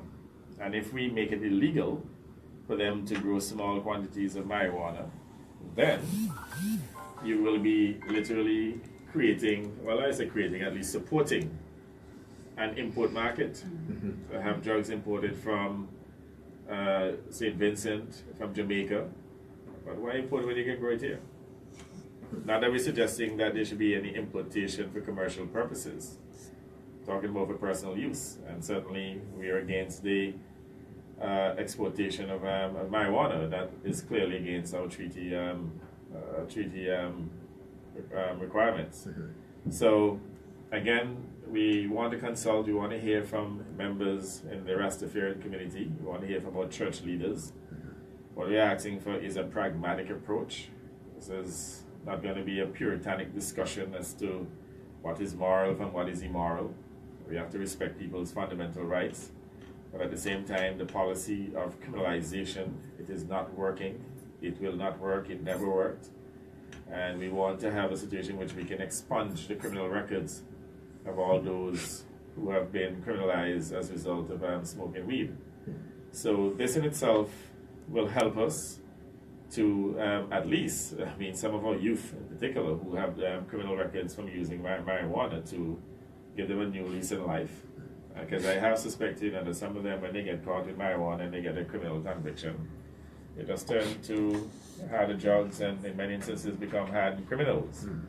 So we see significant benefits going the route of the decriminalization, and we hope to have marijuana, at least the decriminalization of marijuana, before, I would say, the end of May. Possibly, if we can get it in this sitting of Parliament, we may do so. But if not, it will go on the next sitting, which will be 6 weeks from now. I suggest that you get it in as soon as possible, sir, because, you know, the situation exists where the Rastafarian community, they're waiting patiently at this. One thing I'll say to you, it will be decriminalized before the next general elections. How about that? You're tempting me to ask you when is the general elections. I know you're going there, but I'm not going to ask you because I know you're going to tell me something else again. But I just said to go for the debate. Okay. All right. So getting hot, right? Okay, good. What about the amnesty? Tell us about the position with the But amnesty. remember, Yeah. I always reserve the right to change my mind. So you put a little creeper in there. we know that. Good. We know that. Amnesty. What's the position with the latest call to The amnesty? amnesty is in place. You know, we had this discussion sometime last year, probably sometime in November on the first occasion, and then again sometime in December. We have a number of residents who have been displaced. They've been here for 15, 20, 25 years, but they have what are called gaps. These are artificial gaps created for various reasons, and we think it's inequitable to have them, you know, to decline the citizenship. So giving them the opportunity to reapply. The process itself takes at least a year. So those who believe that we're doing it for political purpose or reasons, that is not the case, because to process the application, first of all, they have to go through immigration, and immigration processes the application, and the application moves to the passport office, and then they have to go through a process of verification. It takes time, but at least we are giving them the chance to regularizing the status. We do not want individuals in the country who are deemed to be here unlawfully. We want to make it, those who have been here for many years, as I said, 15, 20 years, many of them have children here. Some of them have adult children here, but for various reasons have not been able to qualify as a citizen because of these artificial impediments. So we're removing them, and we're giving them the opportunity to naturalize. Okay. To the telephone lines, good afternoon. You're live, 99.1. Good evening to the Honorable Prime Minister and Mrs. Browne. My question has to do with the Senator Matthews here as well. Senator Matthew Yes. and Mr. Browne and the Honorable Mr. Browne. Thank you. Prime Minister. Yes. My question actually has to do with our traffic situation in Antigua and what, going forward, are your views on our road infrastructure and network? Thank you. Well, we have to build more roads. Clearly, we have more cars, and we have to at least develop some of those secondary roads to take some more traffic. So, for example, I'll give you a typical example. You know, there's this back road back of Hodges Bay. As soon as you turn off by the clinic, you make a right. Yes. That road, as an example, is a good road for us to develop, going right up to AUA. Takes you over to the US base. And there's several of those throughout the country that we need to develop to take some pressure off of the major roads, because there are a significantly increased amount of cars in the country today. In addition, improving the roads, that is a must. And as I said, we also have to build new roads. We have to open up some new roads throughout the country in order to free up the congestion that is taking place right now. Now, clearly, if that doesn't work, we may then have to introduce a policy in which we limit the amount of vehicles per family. That is not a decision that we would like to take, but if having exhausted all of those options and we still have a major problem, then we may have to go that route. This is not a policy decision of the government. I'm just saying that it is a probable solution if the others fail. We also have to look at the traffic flows as well.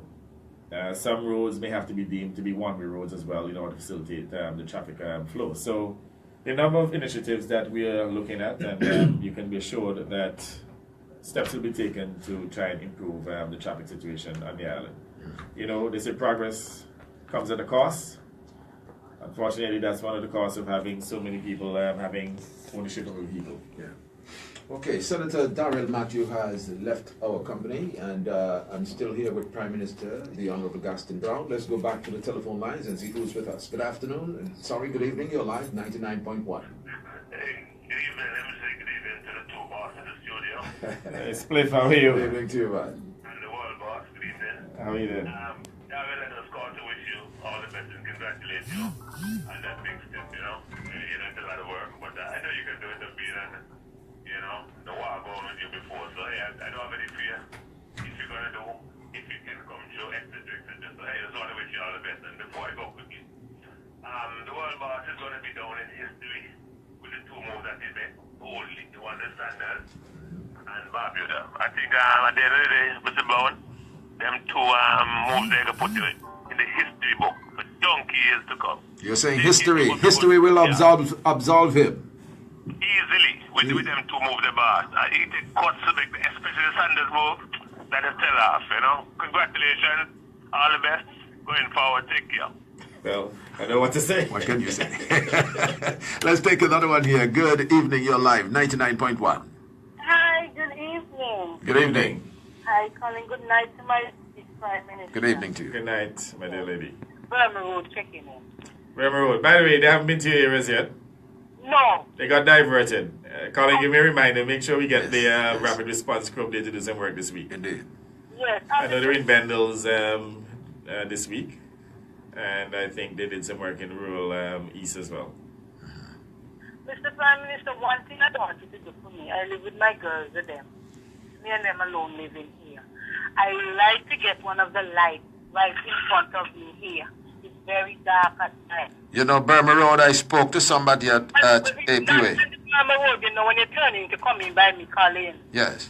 Yes, I would like to get a street light for just me and the girls, and it's very dark at night. We can put one of the solar lights there. They put one of the things there, no, we never get them, but I will What, is there a base there? The base, yeah. Yes, the column is You know, Luther is getting a bucket truck, he says, in 2 weeks. Okay, so I will ask him to make your area a priority. Yes. So we'll put up a light there within 2 weeks. Right, please, me and the girls are them. Secondly, Mr. Prime Minister, somebody called an observer today and talking about the bush. And this side of Burma Road coming up on the side of the airport. Yes, it's true, they're high, but they were high 10 years ago, then they high, and they go over the airport.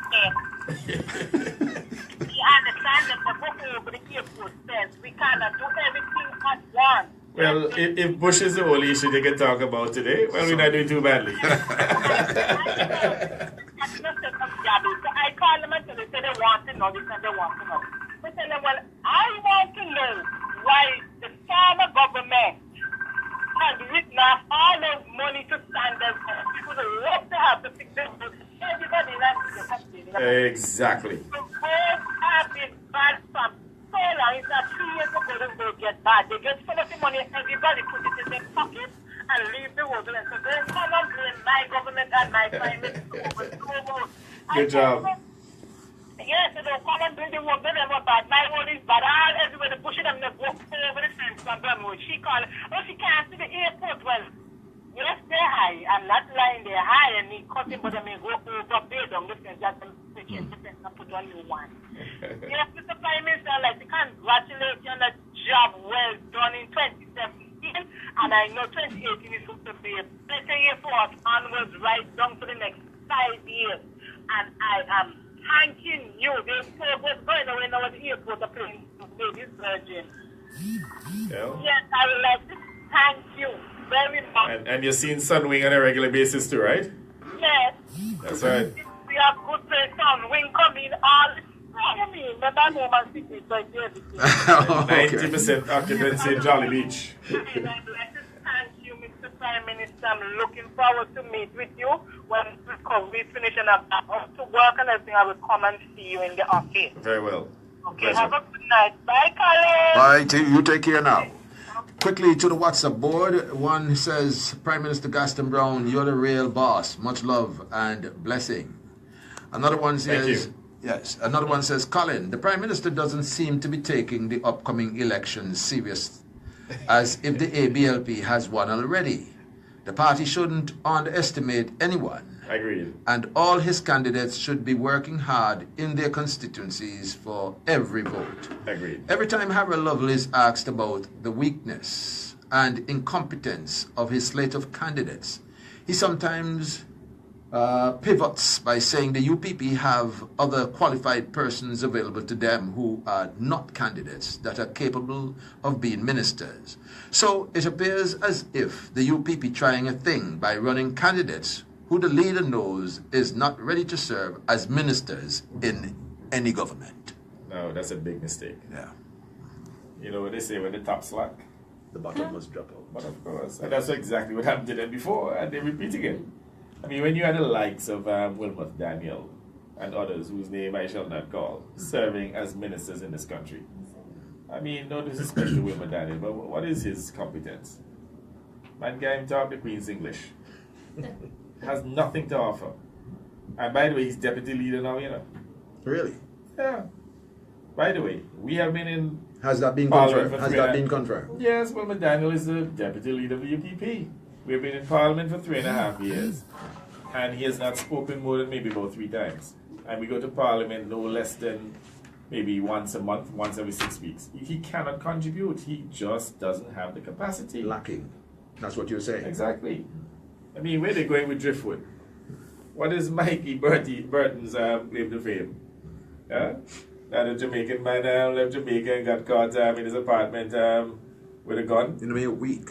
Just 1 week. In a few days. A few days being here, yeah. Huh? Yeah. What is Lamming's claim to fame? Well, he's struggling, I know that for sure. He's The guy who's running against Daryl Matthew, what's his name? Karen Simon. We do not even know that. People don't know them. That is what a lot of people have been saying. Leon Smith from the Democratic, you don't even know, Democratic National. You know, this election is going to be quite interesting, by the way. It's just left for us to see what happens. Anyway, let's continue with the WhatsApp messages. Just saw Blue Panorama Charter Airlines from Italy. Never saw that one before. B767 300 extended range aircraft. Good job, Mr. PM. And the ABLP, keep it coming. That's right. Another one here says, MP, what you doing about the Prime Minister? What you doing about the prison and the overpopulation? And what about the Blue Heron Hotel in Crabs Hill? Those guys did a lot of work on the government house and around the island, the prisoners. Right. First of all, we have to reduce the prison population by virtue of maybe giving some form of reprieve. I've spoken to the AG about it. We should be working with the Mercy Committee, those who have very minor infractions. I believe in a matter of maybe weeks, we should be giving them a reprieve. And by the way, this is something that has been on the table for at least a year. For some reason, has not gotten executed, so I'll ask the AG to expedite. Clearly, those who would have been incriminated from the use of marijuana, we will see a reduction in the future for those type of offenses. And I think generally speaking, we have to do something about our young males. I mean, Comrade Matthew spoke about it. Seems as though we'll have to have some social programs to address some of these social ills. I know that we're very strong on the economic front and so on, but the truth is we have to do something about our youngsters, otherwise we're likely to lose a generation. The emeritus leader, myself, and I think it was Comrade Marlon Joseph, went to court about 5 years ago over this frivolous thing when they said that we spoke without permission on Labor Day. And we sat in the magistrate's court. And I have to tell you about the youngsters that we saw coming in. We felt that it was a matter of time before the turn of the population. So we have a lot of work to do some social work to try and rehabilitate some of those youngsters in order to reduce the amount of people who are going to prison. We know too that there are some who are going to prison for child support. Clearly, with the increase in employment, we hope to see a reduction in those type of incarcerations. But I would say the critical issue right now is to have a strong social program, a preemptive program, one in which we can address, some of the issues affecting our youngsters and to encourage them to keep along the straight and narrow. And again, we want to ask the entire population to help us. As they say, it takes a village to raise a child. It's not just the responsibility of the government, the responsibility of the schools, the church, all of us within the various communities. When we see our youngsters going astray, we need to talk to them as though we are their parents, or act as surrogate parents where their parents are failing, and to help them to, as I said before, stay along the straight and narrow. Okay, someone sent a WhatsApp message to my personal phone that says here, APUA dug up the main road in Liberta outside the St. Barnabas Anglican Church. Since the Prime Minister is in a mood to hold Public Works Department responsible on behalf of the people, can he please get them to commit to paving this area of highway ASAP as soon as possible? Thanks, Colin. Make a note for me, Colin, and follow up on that as well. Okay, wonderful. Let's take another call here. Good afternoon, you're live, 99.1. Afternoon. Good afternoon. On the air? You are on the air. Huh? Yes, you are. I would like to say Happy New Year to everybody there, especially my Prime Minister. Come in, Bruce. How are you? My name is not too bad. I want to sue because since you go, they got 5 lampposts on the land, stop me from little progress in some little second 2-bedroom house. And they got 2 big cement slabs that they run PVC pipe from them on the need to the relay station back to me. And they don't tell me nothing, they just run them. And for 10 years I cannot go on my gallery. The road is so bad, they grade it, and as soon as rain comes, it's gone again. So I'll appreciate if you put a little black aisle just from the corner to the pond. That's all I'm asking of you, sir. Okay. Because Well, I don't quite know the area. I know yes, sir? where you're located. Is it where your business is located? Huh? Is it where your business is located? Yes, sir. Okay. I can remember- I'll ask Comrade Londell Benjamin to look at it. Yes, But I'll also make the time to come and see you. 2 big cement slabs on the ground, pipe run to the station, and we can't go up on the gallery just straight. They just grind it, or maybe just like a black iron, the barber green, nothing. Okay, noted. Please, and we got 5 lampposts from the land since you go. And me pay all kind of big water bill, and them they pan my land, and me don't know for what advantage me get Mr. Browne. All right. Just come back from America, big operation cost me $279,000 US, Wow. and on 126 there back to John. And me they cry me and say, "One and donation." And I was talking to my good friend Mr. Bird, tell me write the cabinet one letter, but me not write cabinet one letter, a man bluff me. Me go to PM school, but me have a dropout, show hardship. I'm work at Thompson Workshop for 15 years. And me the first man that left Andy on a boat called Federal Mayflower Federal Farm, go sink it, cause the engine me in trouble, and they send me and me my apprentice. So please come look to me hard. Lay the revenue, do something. Thank you. Okay, I'll get on to Londell and I'll ask him to come and see you. Yes. You're listening to 99.1. The Prime Minister has gotten a very important call there, so Okay, we're it's okay, going to never continue. mind. Are you through with that, sir? Yes, okay. Okay. Now, you're familiar with the name Comrade Neville Jeremy. Yes, I am. This morning I paid him a visit. A very good friend of mine. And he was asking me to look into the matter pertaining to scrutineers. For some number of years, they have been, I think, Right. Cabinet, by the way, they are outstanding. Someone is outstanding for them. I know for a think fact the that issue Cabinet is- was discussed it some time ago and promised to take it to be ratified or something like that. The issue is that it was not a pensionable employment. We have since passed an executive decision to make it the employment pensionable. I think the case of Comrade Jeremy is that he may have worked for about 9 years. So we may have to go to Parliament and pass a special law in which we can do something for him. Because, you know, non-established workers who work for 10 years would be paid a pension, but he just fell shy of 1 year. Yeah, so we'll have to have a special dispensation. And I believe there are a few people who How fell in soon that you think category. you could get that done? I don't want to make any precise commitment here. I'll have to, first of all, consult with the Attorney General and the members in legal affairs to find out how soon they can draft that law. And then to take two. And the truth is, we've been talking about it for some time now. It's one of the issues that we need to definitely resolve.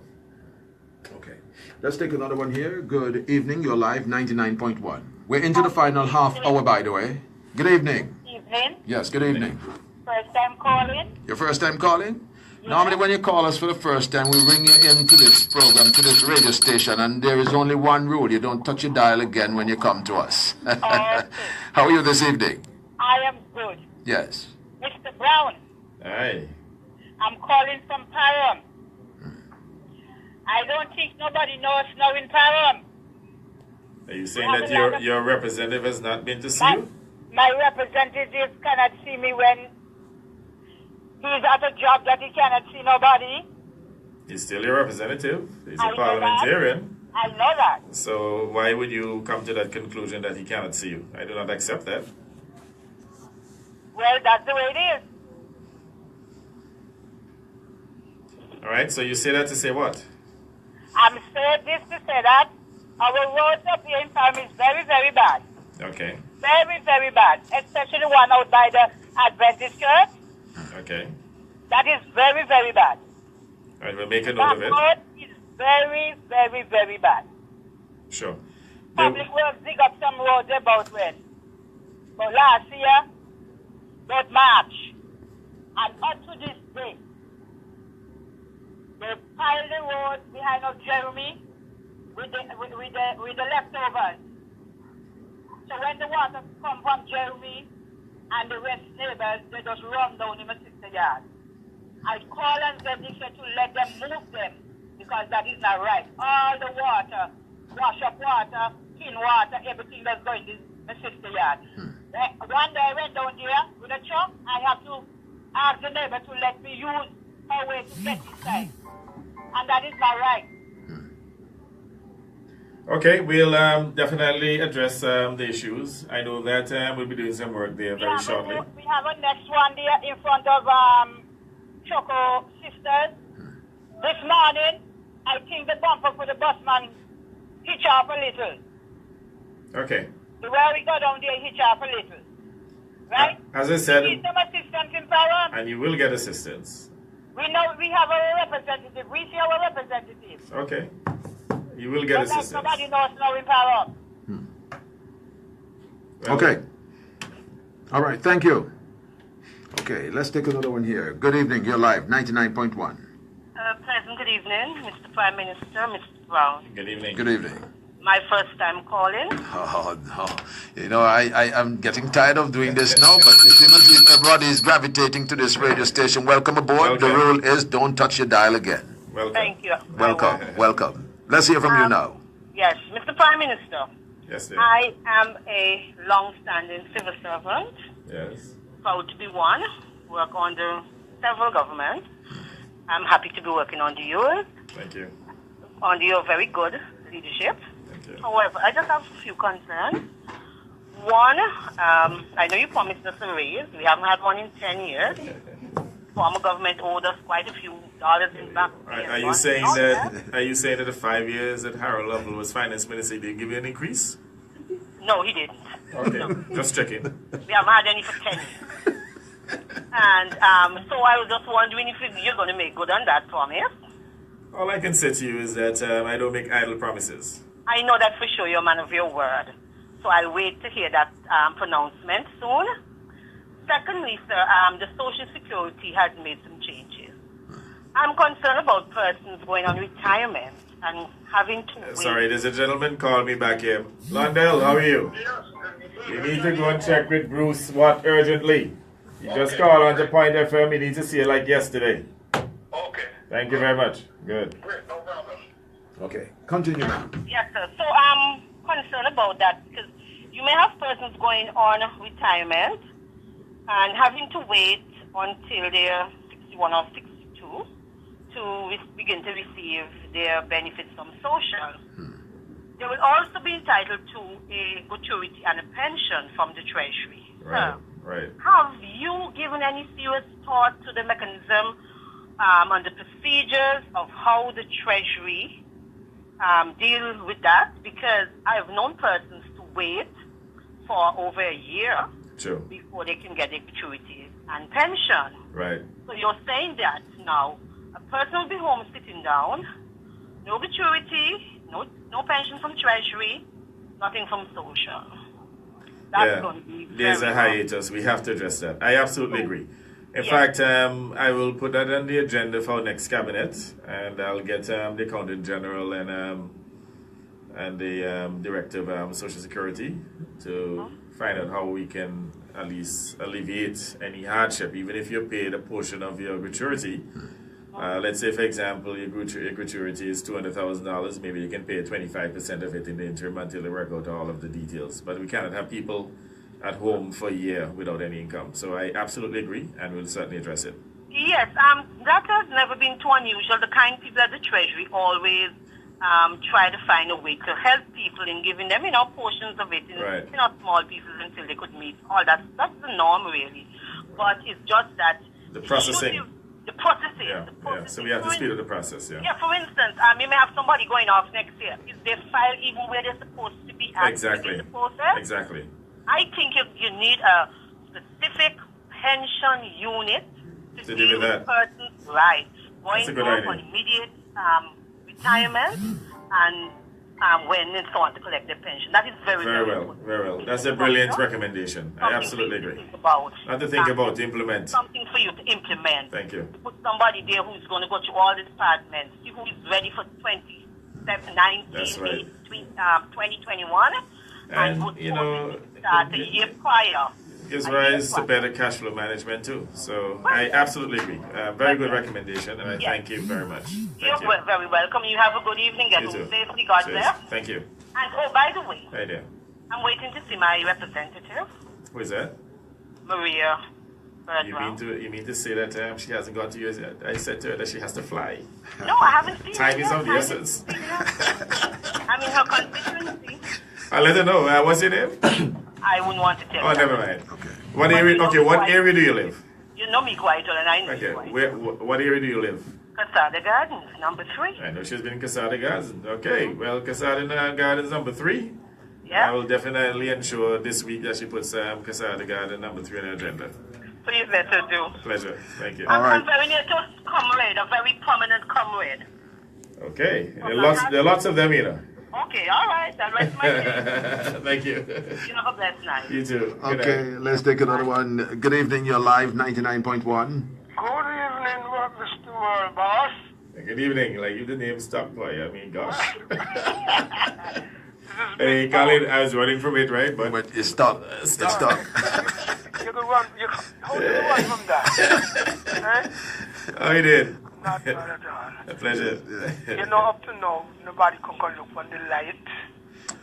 South Street and one up. Remember, big boy? Yes, sir. Remember I asked you about that light last week, I think. Last week or week before last? Week before last. I can tell you what's going on here. Yeah. The truth is, we have about 16,000 lights that we paid for. They've been manufactured in Barbados. And those should be coming in, I'm told, in February, at least start to come in from February. But we went ahead and bought 3,000 additional lights, which we thought would have come in by the end of December. We're now told the end of January. So when we last spoke, and I said to you we resolved it, the lights have not reached, they've been delayed, they're about 2 weeks away, and we will certainly address the issue, sir. And you said the light, what is it? You said that the moonlight shine bright. The moonlight shine bright in the light, right? You can ask the boss on the right. I saw it for myself, And the moonlight shine. Yeah. Can it hold a new solar light with those big panels? Do you have enough space there? I really can't say. I don't think so. No? I don't think so. Because I tell recommend to go and build one there. Yeah, I think, as a matter of fact, it might be congested. That's Too it. congested. Yes, Okay. yes. Yeah, All right. Okay. And the next thing, right? Hello? Yes, I will listening.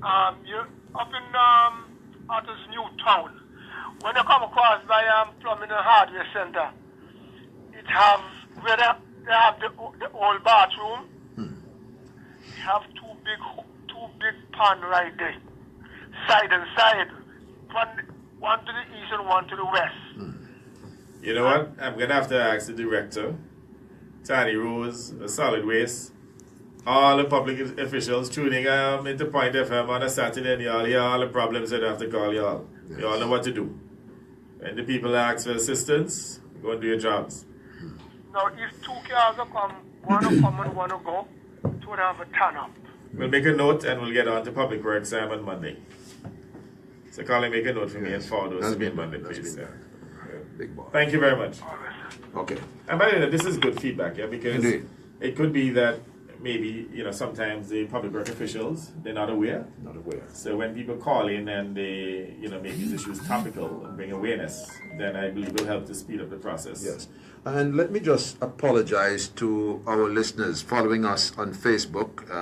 We are apologizing for the poor quality of our video or broadcast this evening. That's because we had some technical difficulties which we are currently working on and will be resolved in short order.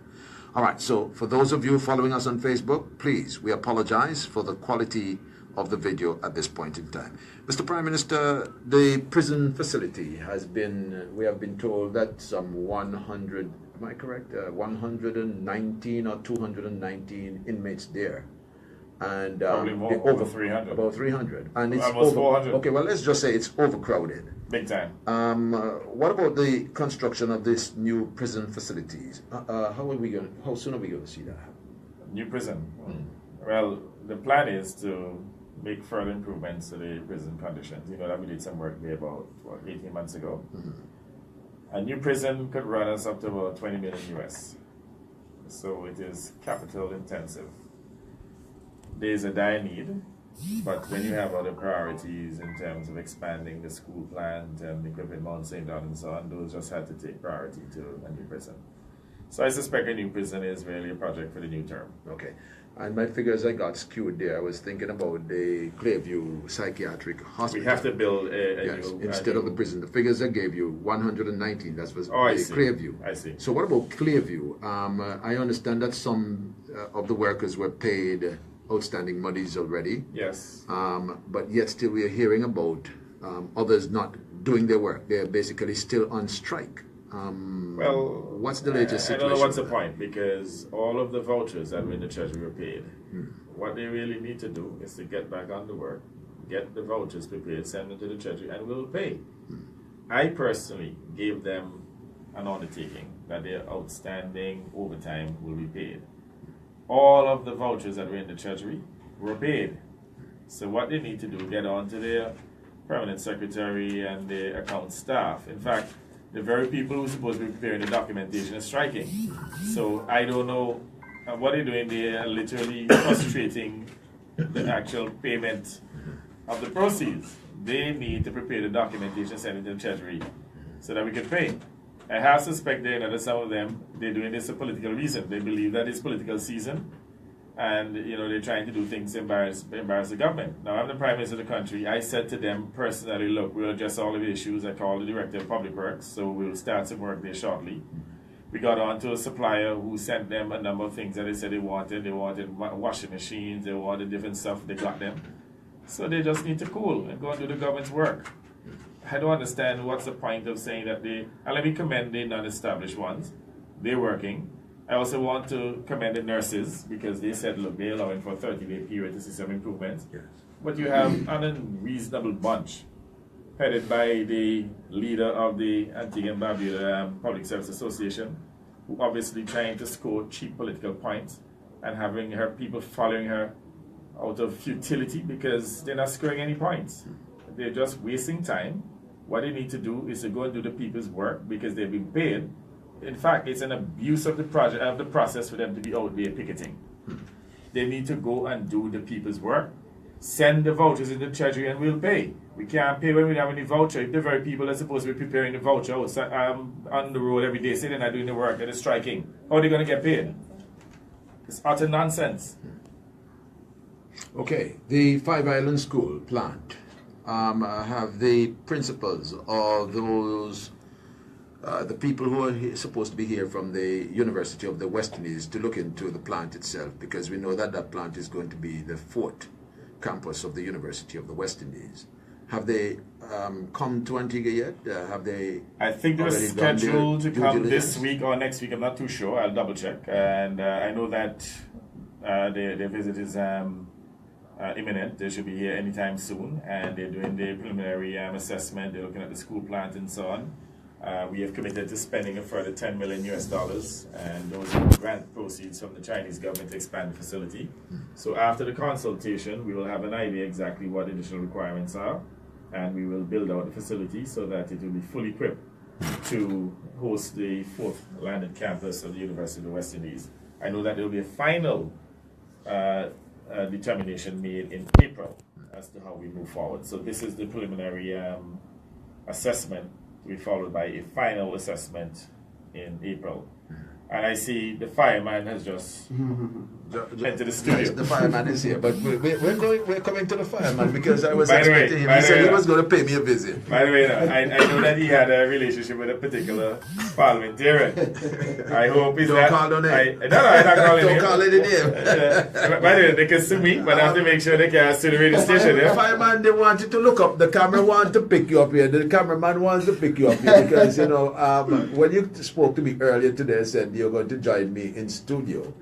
I was a little bit apprehensive, but I said, why not? Let him come and sit with me, because I'm the one who said basically, you know, sooner rather than later, we're going to see you come over to the Antigua Barbuda Labour Party, and so it is. You're here with us. We are glad to have you. Let's take some calls, some more calls. And the WhatsApp board, by the way, we are now inundated with messages. Looks as though, Mr. P, we'll have to go until about 7:15. Okay. Granted that we started a bit late. I see you're looking at your watch, but we're still going to hold you on the studio arrest again this evening. Let's take another one here.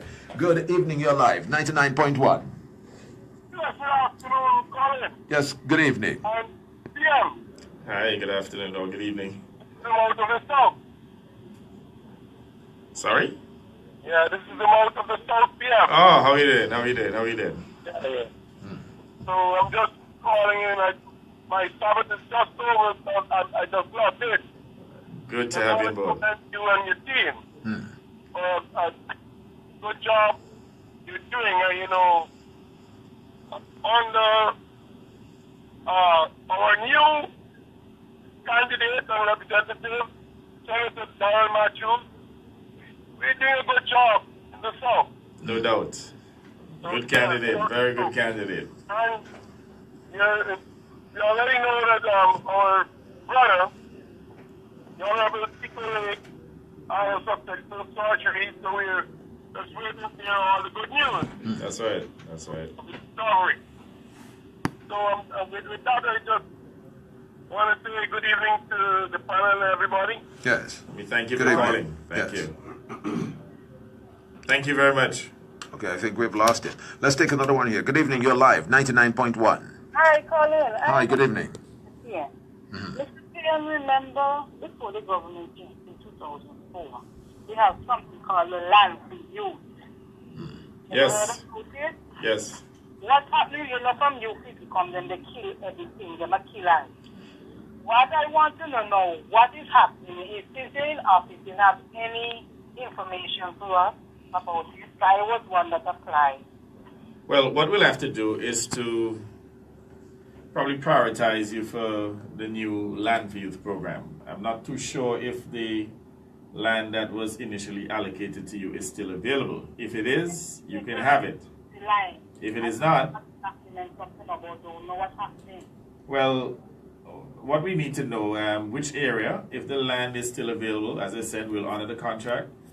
If the land is not available, then we'll have to give you a parcel of land elsewhere.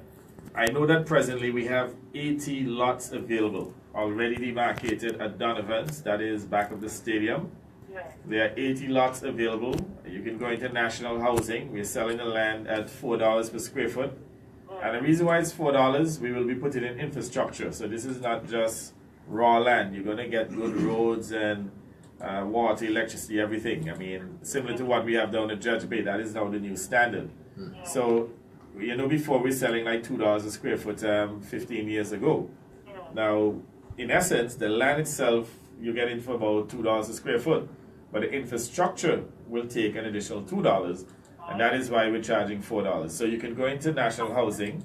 You get everything one time. Yes, and what we will do, we will honor those of you who had commitments from the previous Labour Party administration. Good. That's good.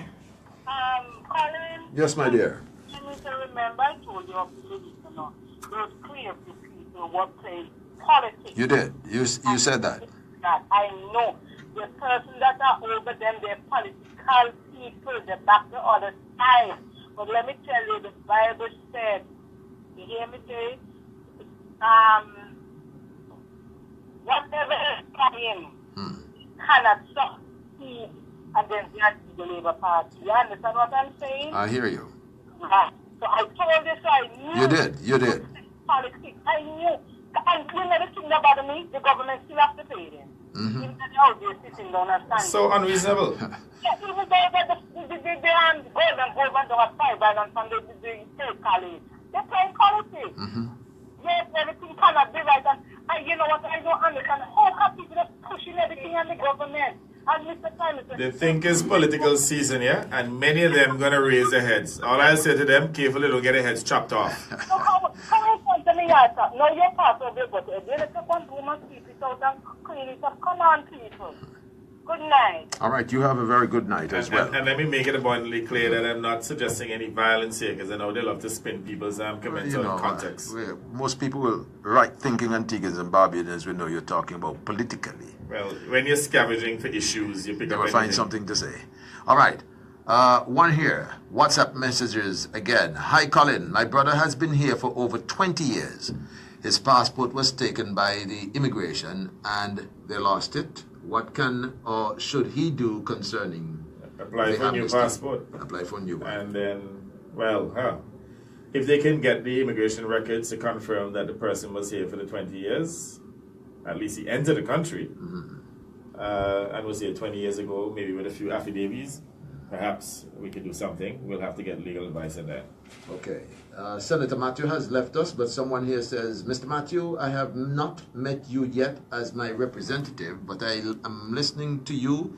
I'm excited because I realize that my Prime Minister chose a brilliant young man. Absolutely. So sorry he has left. He should have been getting those accolades right here in front of us here. I got some blows for it. Yeah, I know that. But I'm smiling today. One says here, another one says, good afternoon, good program. Can you guys help Alric to get a kidney? Oh boy. Getting a transplant help you to live about 20 years more. If you can get a donor, yeah, can consider it done. Yeah, okay. And Alric, of course, is our part of the family here at Point FM. Colin, I'm from Potters. You know me too. I want to say I have been working for 25 years now and been buying my smoke for 25 years, man. I need to spend money on ganja. Oh boy. I need to be able to plant at least 5 ganja trees in my yard to support my habit. Prime Minister, please help me. I don't know if let me just exonerate myself on this one. By the way, though, we need people like you to come to the consultation so that we'll know whether or not it should be 2 plants or 5 plants. Oh, see, try and spend money on ganja now. You need to plant at least 5 ganja trees in his yard. Homegrown thing. Okay, another one here says, Mr. Prime Minister, I heard Percy Simon say you only keep in Mr. Asset Michael until you win election, then you fire him because you fire him. Please clear up Big Mouth Percy. You know, I've been trying to avoid responding to Percival Simon. All I'll say to Percival Simon, so you can be a productive citizen by coming back to Antigua rather than being a nuisance. And you come back to Antigua today, you get a job tomorrow. I have nothing else to say. I've done all I can for Percy. There's nothing else I can do for him. Okay. Another one here. Prime Minister, big up. Good job. Everything you put your hand to. Big up to everything you put your hand to. It's working. Look here now. Point FM is #1 now. 17 none. Another one here says, good evening, Prime Minister. I'm an employee of Tranquility Bay. I'm home from since August 2017 and not hearing anything from anyone. Can you please help the staff? We are frustrated and not even the union is saying something to us. Please help us, Mr. Prime Minister. Thank you. Tranquility Bay is closed. It's closed. Is it? I'm In not fact, too let me sure. check it out. Yeah. Because if it's closed, we need to call in the owners and see how we can assist what's them. going on. I don't like to see hotel properties closed or accommodation properties closed. So I'll call them in and find out exactly what the situation is, and we will see what we can do to assist the staff. Now, I also want to say to the Stanford workers that I spoke to the representative of the receiver yesterday, Yeah.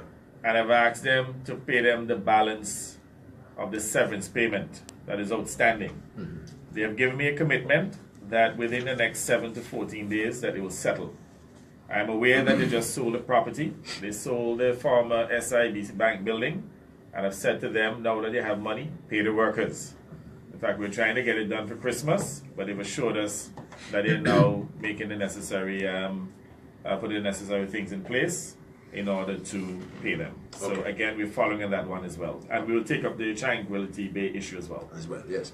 Okay, Colin, I'm writing from the United Kingdom.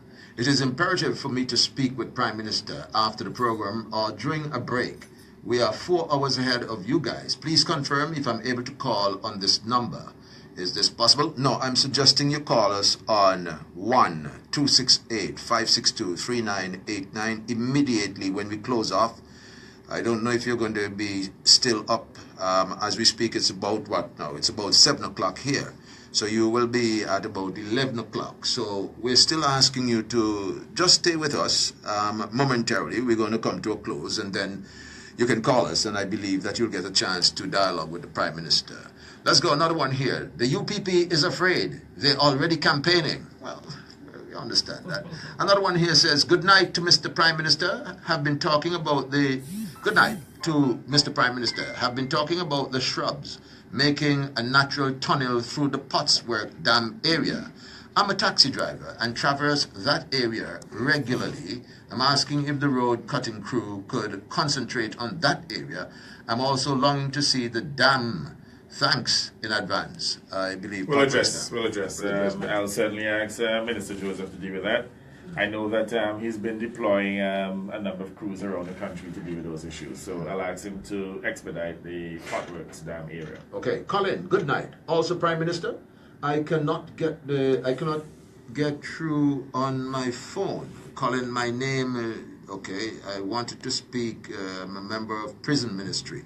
All right, I guess she'll have to call us after the show. Another one here. Good evening. I had the opportunity to visit Sandals and sit at the bar, and I still did not see any Antigua rum. I understand you're now carrying the English Harbour rum. I hope that is the case. And by the way, I was told by the principals of the distillery that they carry English Harbour rum. Okay. Yes. All right, another one here. Many years ago in the colonial era, firemen had to fill their tanks at the country pond and hose down all the gutters in town. I lived in the city, so I know that for a fact. Until we get our sewage system, get the firemen to hose out those gutters every Sunday for our tourism product's sake. Agreed. They're smelly, and we can put a temporary fix by these means. The firemen can accomplish these tasks easily, just a little less domino playing. The vendors... I'm sure that Minister Benjamin is listening. Yes. And knowing him, a call would have been made already. Yes. Consider that done. Okay. And the person continues here. The vendors' booths to the east of Post Office are an eyesore. I have to agree with that, sir. Within 30 days, we'll address those. Yeah. The need to be In demolished... fact, I've already spoken to the minister already. And they're now designing... Which minister are you talking about? Minister of Tourism. Honorable Charles Max Fernandez. They're now designing some new booth, and I believe that by the end of February, we should have those replaced. All right, so the vendors' booths, eyesore, continues. They need to be demolished and a medium rise a medium high-rise put on this most valuable real estate with a 5-star restaurant and jazz club at the top, you know, overlooking the dock with glass all around. The vendors can then occupy part of the ground floor. No, that person people my shot. That person is really on the ball person here. people my shot because you must have spoken to somebody about that. Straight enough. No, I said to the minister, look, and I suggested the club as well. I said to him, look, the first floor could be an open area, the vendors mall. Yes. And that will actually keep out the sun, because you may recognize too that the sun bearing down on them in that so the cover space. is covered. Exactly. Yeah. And then you have 2 more floors. One will be a restaurant and a nightclub. Well, if that person is a female who just made that suggestion, kisses from me.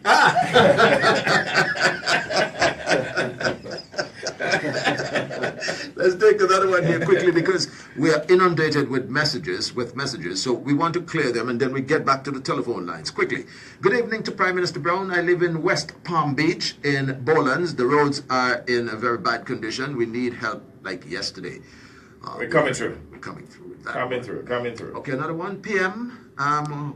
What are you doing about the prison population? Okay, with that one. Mr. PM. We can't get to see Miss Marshall as well in Erlings. And another thing, I want to know about the Canada issue with the visa thing. Well, I know that Sam has been doing a lot of work. I'm not sure if when she's around that maybe that person may be at work, but if you have a name there, Colin, and we can get a name to just check back and see the person didn't leave a name here. Anyway, I'll ask you to check into Erlings because you would have had some interested constituents who would like to see her.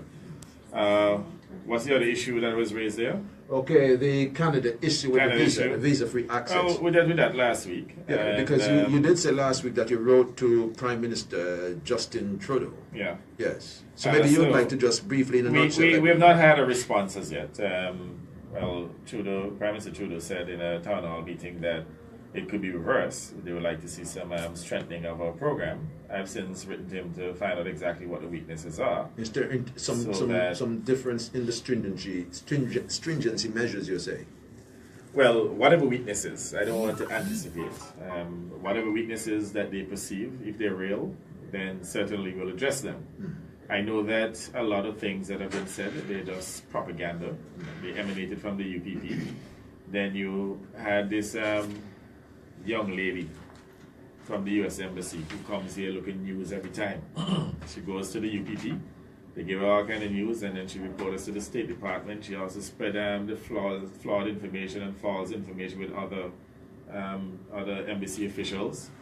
And they wrote us up in the INSA report as well, saying that we're running the most lax program in the world. It was all designed to undermine. I think sometimes too people have to understand the geopolitics. Antigua and Barbuda has taken some very firm positions, and positions that are perhaps not in keeping with the thinking of the United States. So, for example, when they sought to intervene in the affairs of Venezuela, we stood firmly against that decision.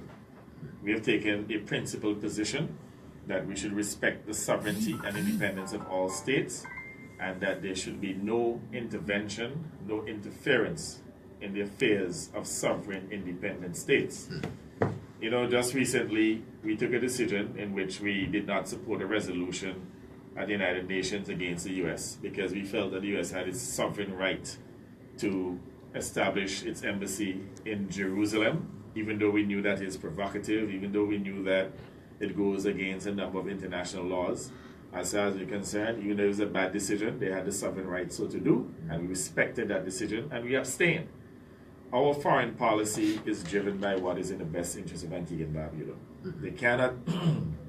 They have an issue with our independence, the fact that we think independently and that we stand with international principles. We do not take unsustainable positions. Our positions are very sustainable, and you find that there may be individuals in the U.S. Embassy in Barbados in particular who feel that our positions are too independent for a small island state, and they make up these things in order to embarrass us that are not true. And this is just, unfortunately, how geopolitics is played. I mean, they probably see us as insignificant players who supposed to say, you know, how high whenever they say jump, rather than questioning why should we take a particular decision. So you find, for example, that it was reported that we run the most lax CIP program. Now, how could that be when we have more safeguards than any other country in the Caribbean? How could that be when we have a sanction list, which other countries do not have? So you find, for example, in other countries in the Caribbean, they process applications from Iran, from Iraq, from all countries. They have no sanction list. We have a sanction list here. We have 4 tiers of due diligence. We're the first country that introduced using the United States agencies to do due diligence. We also use the JRCC for all of our applications, whereas other countries are sending a small percentage of the applications to JRCC. So I have to tell you that the Prime Minister of Canada are going to have some serious problems finding any fault with our program. They acted on propaganda. They may have a bigger issue in the sense that if we look at CIP, it does provide for some circumvention in that some nationals of certain countries who ordinarily would require a visa to go into Canada, they can get an Antiguan passport and go into Canada. Now, that's a different issue. That doesn't have to do anything with the quality of the program. So if it is, that is that specific point that they're looking at the fact that there could be a circumvention of their visa policy. So, for example, if Canada had sanctions against, let's say, Russians, and they don't want Russians into the country, a Russian could get an Antiguan passport and go into the country. But that has nothing to do necessarily with the integrity of the program. That is how all these programs are structured, and it is not exclusive to Antigua and Barbuda. So I can't tell you that I expect the Prime Minister of Canada to reply and to say that, well, you know, these are the weaknesses, and you need to plug this and plug that. Now, when they had the sanctions on St. Kitts, they were able to say to St. Kitts, one, you're doing deep polls, and you have to reissue your passports, which St. Kitts had to do. We do not do deep polls. We never did. We never will. So we have had all of those safeguards in place, and that is why, you know, I took a very firm position against the U.S. when they reported that we ran the most lax program. By the way, you know, we went further. We actually got someone to write to, under the U.S. Freedom of Information Act, we wrote to the various departments. We wrote to the DEA, we wrote to the State Department and other agencies, and they all said that they had nothing to do with that INSA report. It was individuals out of Barbados who spread false information about this country. And that is why I said you have some diplomatic scavengers around here. And what all they're doing is that they're undermining the bilateral relationship between Antigua and Barbuda and the United States. And I don't tell the Prime Minister, there's a particular one there, don't bring she back to my office. I don't want to see her.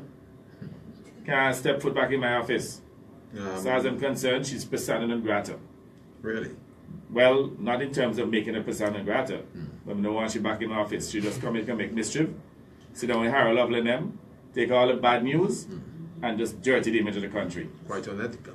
And she knows who she is. Don't put your foot back in my office. Don't want to see you. Okay. All right. Anyway, simmer down. Somebody is asking, Colin, ask the Prime Minister, and this is on my personal phone. I believe you know where it's coming from. It says here, Colin, ask the Prime Minister, when is the campaign going to start on ZDK, because we need our share of campaign too. Well, we're not campaigning here, but you know, we have offered ZDK to carry the program simultaneously. Yes. And if I have to go and sit down in the ZDK studio and it's carried here, that's fine. We're just awaiting the agreement. I don't have a problem with that. Yeah, so it's for ZDK to let us know when they're ready, and they're ready to roll. As a matter of Although fact, I notice ZDK is trying to take a position now that they're in the middle. Well, they have to make up their minds. They either lie to us or they lie to UPP. Yeah. This middle thing that they're trying to say that they're working out, I'm not dealing with that. You better understand that. Take into consideration, Mr. Prime Minister, in defense of my former boss, he has spoken to me and he said he is working with us here at Point of View. Yeah, but I understand too, they're about to sign some kind of agreement for UPP to do radio program and so on, ZDK. You know all they're going to do is to drive all the coverage to Point FM. So let them go ahead. All right, I'm not going further with that. Anyway, tell the Prime Minister he need to look seriously into the Prime Minister scholarship programs, because too many people crying because they're not receiving anything for their kids and unable to make contact with a non-functioning office headed by, oh my goodness. I understand the frustration. I have to tell you, I mean, I have sympathy for They're Mr. actually Merchant. calling for his head here, you know. They They're would, saying, they you know, would, they relieve would. him of his duties because The it's... problem is, look, we really went beyond the call of duty. We overextended ourselves. You know, we quadrupled the amount of scholarships. We moved the amounts from about 200 up to, or 250 up to about 1,000. And I have to tell you, it is a struggle meeting all of those payments. We have to come with about $20 million a year, and it is extremely difficult. So I'm just asking for some forbearance. I know that Maurice Merchant has been dodging y'all, dodging you because he doesn't have any money. It's not really his fault, it's the government's fault. Okay, good evening to you both. On the topic of youth delinquency, I personally think that there should be some laws in place to hold parents responsible for certain behavior of their children.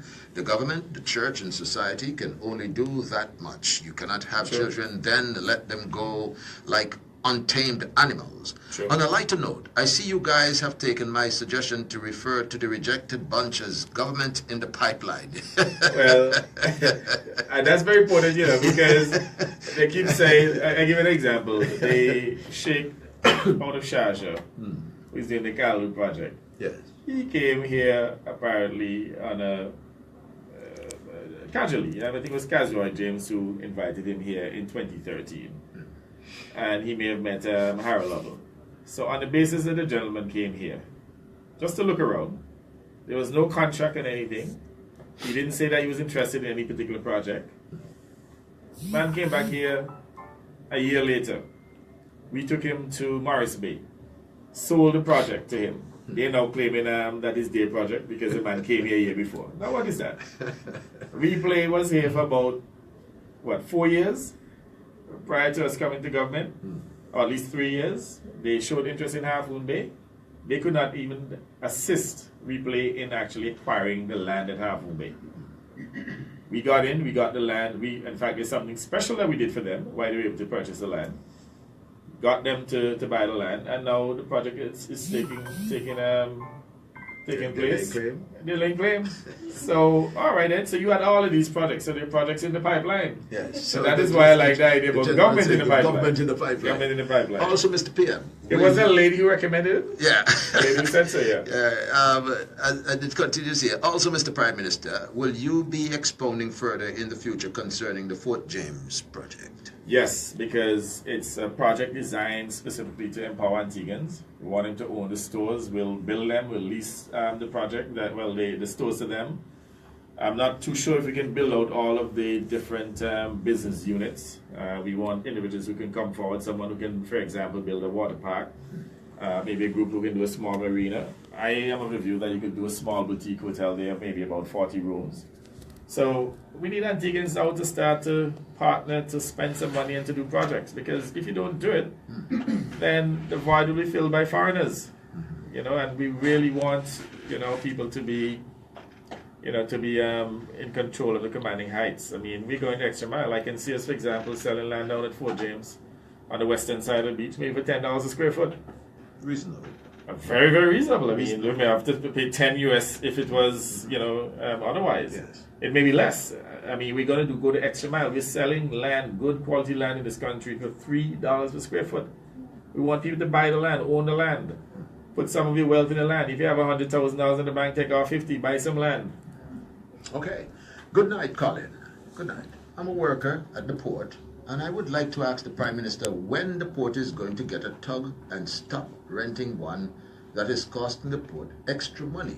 I'm not even aware that we're still renting. I'll check that out. There's one here that is extremely long. Good evening, gentlemen. I have a serious problem that I hope can be addressed by the Prime Minister. Please, my name is, teacher at Abyss, and my wife, name again, teaches at Christ the King High School. My wife and I voted for the ABLP, and we took up the mangle of the Prime Minister called Building an Economic Powerhouse and started our own agro-tourism company called Interact Dadley Tours. However, coming from poor families, we are not qualified to access funding because of lack of security, house and land assets. It continues here, even though we have gone through the investment authority and have gotten the small business status. Oh boy, this is extra long. We were still unable to get any sort of assistance. We decided to assign our entire salaries to acquire the startup capital to establish our business. And on inherited farmland from my father, which has been in our family for over 4 decades. Shortly after this investment, we were forcibly removed from the land by chopper, where we were relocated to a waterlogged area where we struggled to source funds to develop the land. Now, we finally developed the land and ready to play our part in building an economic powerhouse. We were asked to relocate again to an area that is in dire need of development. Even though we have the mental capacity to develop the land, we are unable to find funding to do so because of the amount of debt and arrears accumulated because of this issue. Please note that our business has the capacity to employ 8 persons upon startup. I would like to know what the Prime Minister suggests should be our next move in this regard. And a postscript is here. I would like to set up an appointment to have an audience with the Prime Minister ASAP. So the President come and see me next Friday. Our policy is that individuals who have farmland who are producing, they should not be displaced. I want to emphasize those who are producing, that they should not be displaced. So let the person come and see me, and we will address the issue. Okay, and Kerry's making a note of that. Okay, we have one here that says, Colin, please put the road going up the hill from Gregory. Gregory's rent a car on Airport Road on your list for street lights, please. It's very dark, okay? I will take note of that. Okay, we have another one That's here. That's right, Carlisle. Yeah. Good afternoon to one and all. Boy, they're getting longer. Good afternoon to one and all, Mr. Prime Minister. I live in Pierce Village. The eastern side of the village, I need a light on a light post close to my... Okay. I don't know. You said, yeah. We're getting some lights, yeah. 16,000? Yeah, we're still a few weeks away. Okay. Another one. Good night, Mr. Prime Minister. My brother was one of the persons who was forced to, has not gotten 1 cent. Separation package from where? Very good question.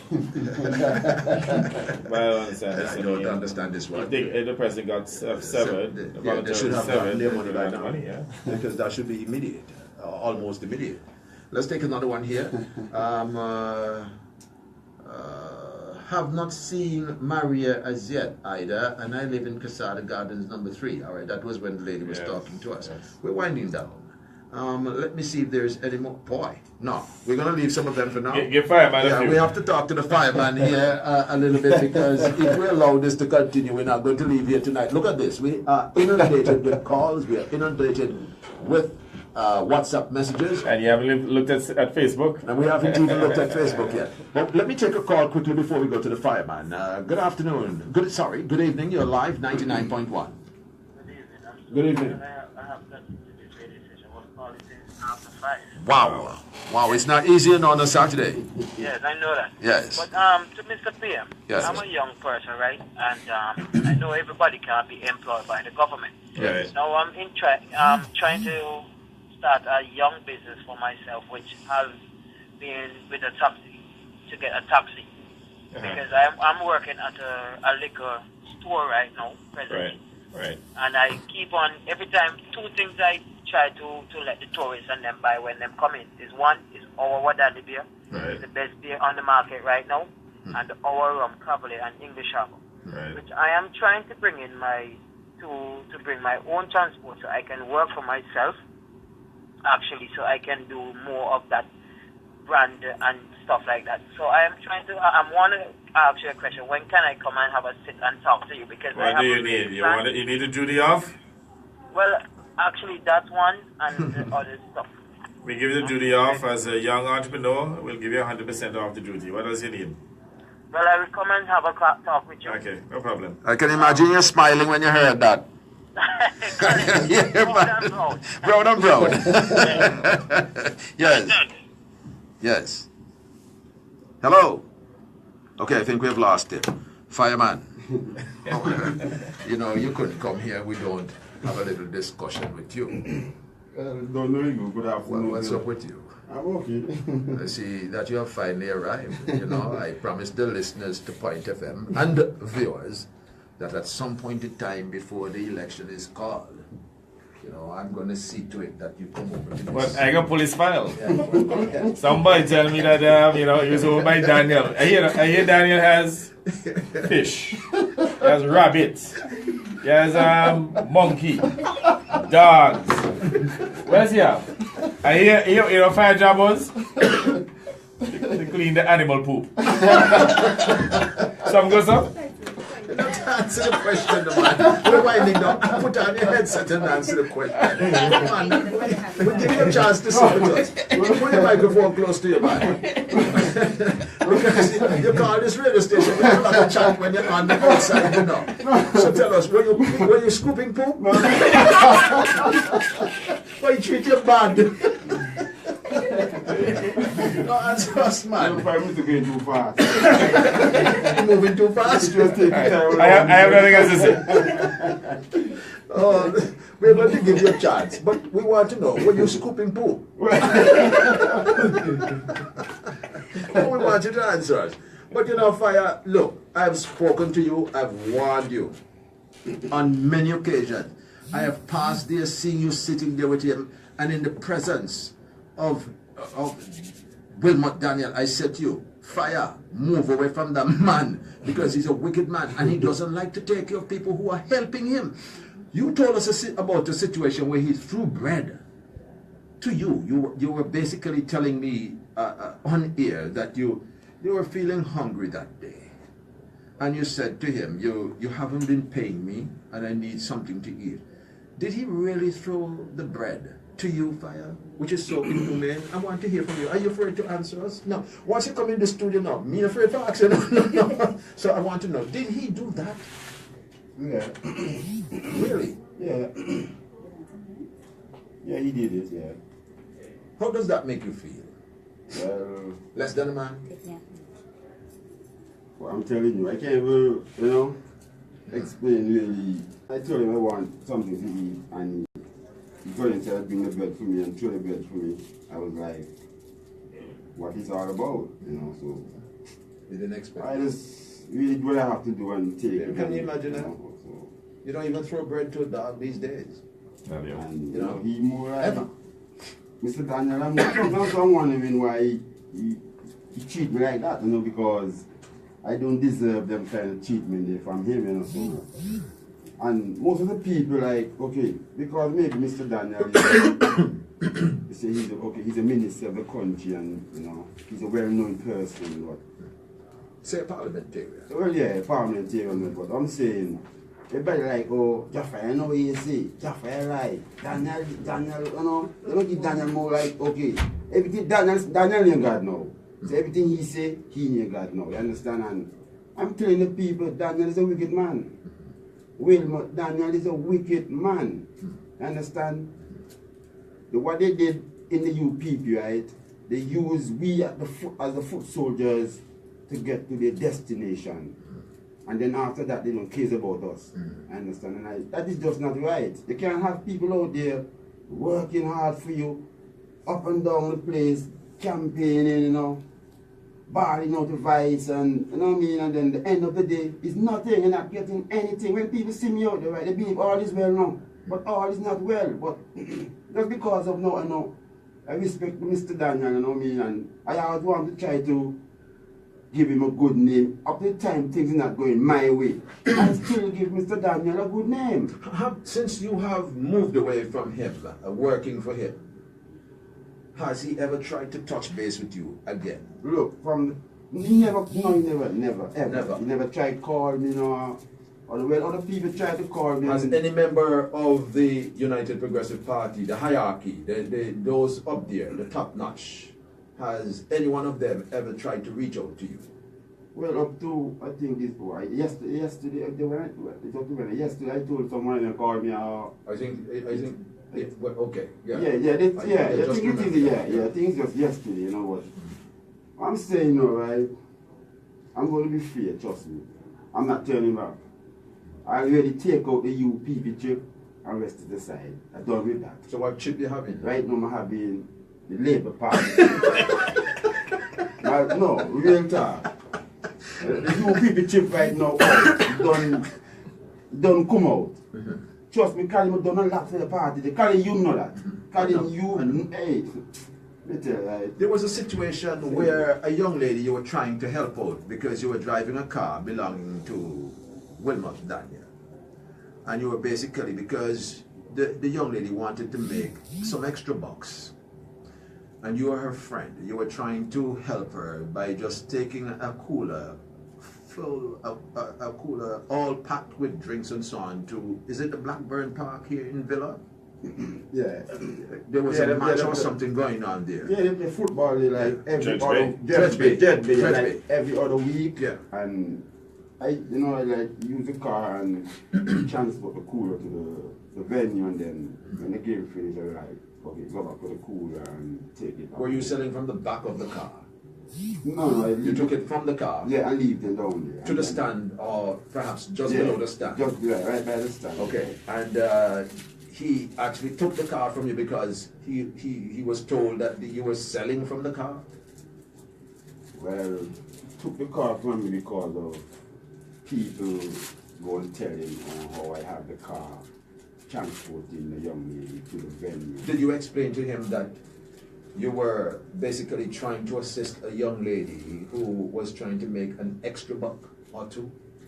Colin, really and truly, not really, that is not nothing to really explain about, because it's not nothing wrong I'm doing, you understand? It's just helping out someone from the constituency that I know will. The same constituency? Yeah, and the background is a UPP background, so it shouldn't be a problem, but because of, probably he don't like the young lady because of what he was saying, and he decided now, okay, he's going to take the car from me, and and behind that, even before that, I was sleeping in the office that he have up here. And when I get up in the morning,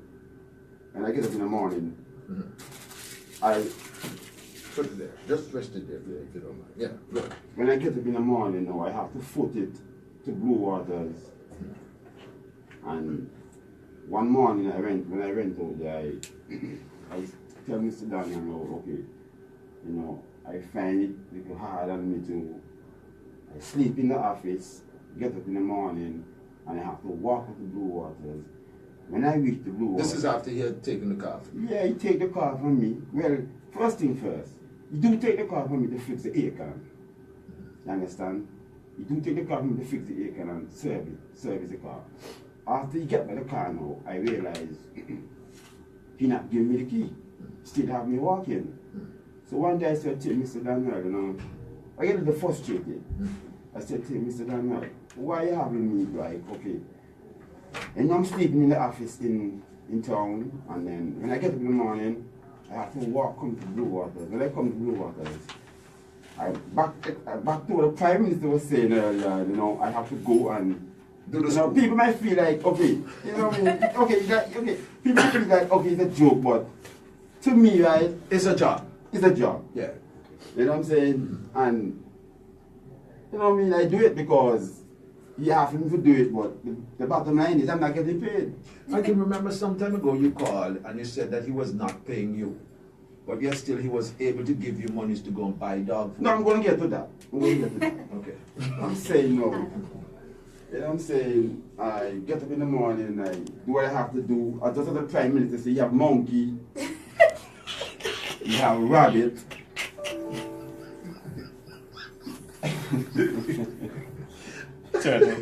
Turtle. Fish. Dog. Cats. I'll pick two. Animal farm.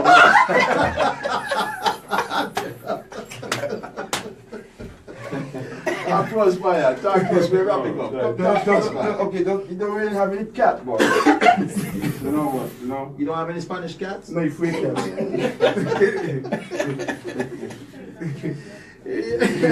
Fire, you have a lot of chat, but I see that like you're backing down here. No, I'm not backing down. I don't know. No, I'm not backing down, man. I'm just, I'm just going smooth, Yeah. Because the I'm truth not of the grateful. fact, we're just accommodating you, you know, because we were just about to leave here when you walked in. So I said, you know, since you're here, just an impromptu Oh, yeah. interview, So- just to talk to you. I'm saying no. You know, I have to go and do what I have to do, but the bottom line is again, when it comes Friday time, Mr. Dan don't pay me, and I know he still owe me now. Yeah, he owe me because he walk in, he's saying it like this on the wage, you're like, okay, he built something for me to live in. Colin, if you take me from a mother place and build me for live with you, what am I supposed to say? He's supposed to provide shelter for you. Exactly. So that's something we talk about. That is just Mr. Daniel. He just like to talk about things that you've done, That he has done for people. people. And he just, When I came to work here first, he actually started telling you to attack me by saying the same thing that he has done. So I asked the question, what have you done for me? And he couldn't answer. You know what I mean? Because But, they like to just base on this thing what they have done. But yeah, let's move on from so there. I'm saying no, yeah, go ahead. move on now because I have a wrap up. I'm saying so, Mr. Daniel don't pay me. But wash the cars, cut the grass, I do everything in the yard. I mean, come Water fresh. the plants. Look, I do everything I do. I wash Mr. Daniel's skin. But do everything, Colin. Everything I have to do. And when it come Friday time, Mr. Daniel don't pay me.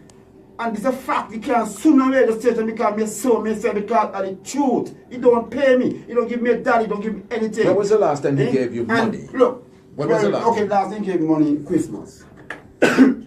Sorry, he Yeah, gave you money on Christmas. Christmas, yeah. Prior to that, before that, Look, I'm never beg him. And I beg Mr. Daniel. even though you have worked, Listen to me tell you, I shouldn't have You had to to beg beg him. Yeah, I tell you, don't give me salary, you know. You say like, okay, Friday time, I give him $500, I make him $700. You check? I have to beg him. I beg him, I say, Mr. Daniel, give me the money, there, please. He give me $50, I give me $100. Serious thing, man, I don't like on him. You understand? And how me do all the work there. Number one, me sleep in the office. If somebody go there to do this office something, who will get hurt? And me, that's a big job now. Sleep in a work out a watchman job now. You understand? And me do all the something for nothing. but yet still you have to get up in the And morning. yes, still have to get up in the morning and foot it go blue waters. Foot it go blue waters. The same man Daniel I see the wicked piece of money. So I'm telling the people in Pint, look, beware Mr. Daniel. You know what kind of sucking Cassie? You know see sucking Cassie? You have to beware sucking Cassie. When y'all see Mr. Daniel, beware of Mr. Daniel. He's a wicked man. He come with the intention now, or me have one again. Me have one again. If you don't want one again, keep your ass still. And let somebody want for one and want to represent the people. Let the somebody Seriously want to exactly. be represented. So if you don't want one again, and if I put back in Browne and none to me, keep your ass still and top of blue waters and allow the Prime Minister to represent the people in Pine. Has he ever expressed to you that he is just, I'm just asking, because I've heard someone said some time ago that, you know, he basically just going through the motion because he's not really interested in true representation of the people. Colin. No, hold on. So has he ever expressed to you, being that close to him, you were so close to him, has he ever expressed to you that, listen, I'm just in this for the long haul. I'm not really here basically wanting to represent people, but it's just maybe about, and I'm not going to say money, but benefits that come with Colin, it. as you know and other people know, Mr. Daniel is getting his benefit. Everything free. You know that. Mr. Daniel not paying anything now. So Gets a pension, Yeah, $10,000 a no, month. me never talk about Wait. No, allow the Prime Minister. Prime Minister, you were saying he gets what? He gets a pension of $10,000. He and Lovell from He gets Treasury. free electricity, free I don't water, say. free telephone. Exactly, free everything. And he couldn't pay He's you? a Prime Minister shouldn't cut me. Sorry. I'm not about to get to that. I'm just helping you. We need help with You need help. carbon. We need help with carbon. Okay, sir. We need help with digging that side. Okay, sir. All right. Do you think? You know, so that is the point. That is what exactly I'm going to say. You know, you have everything free.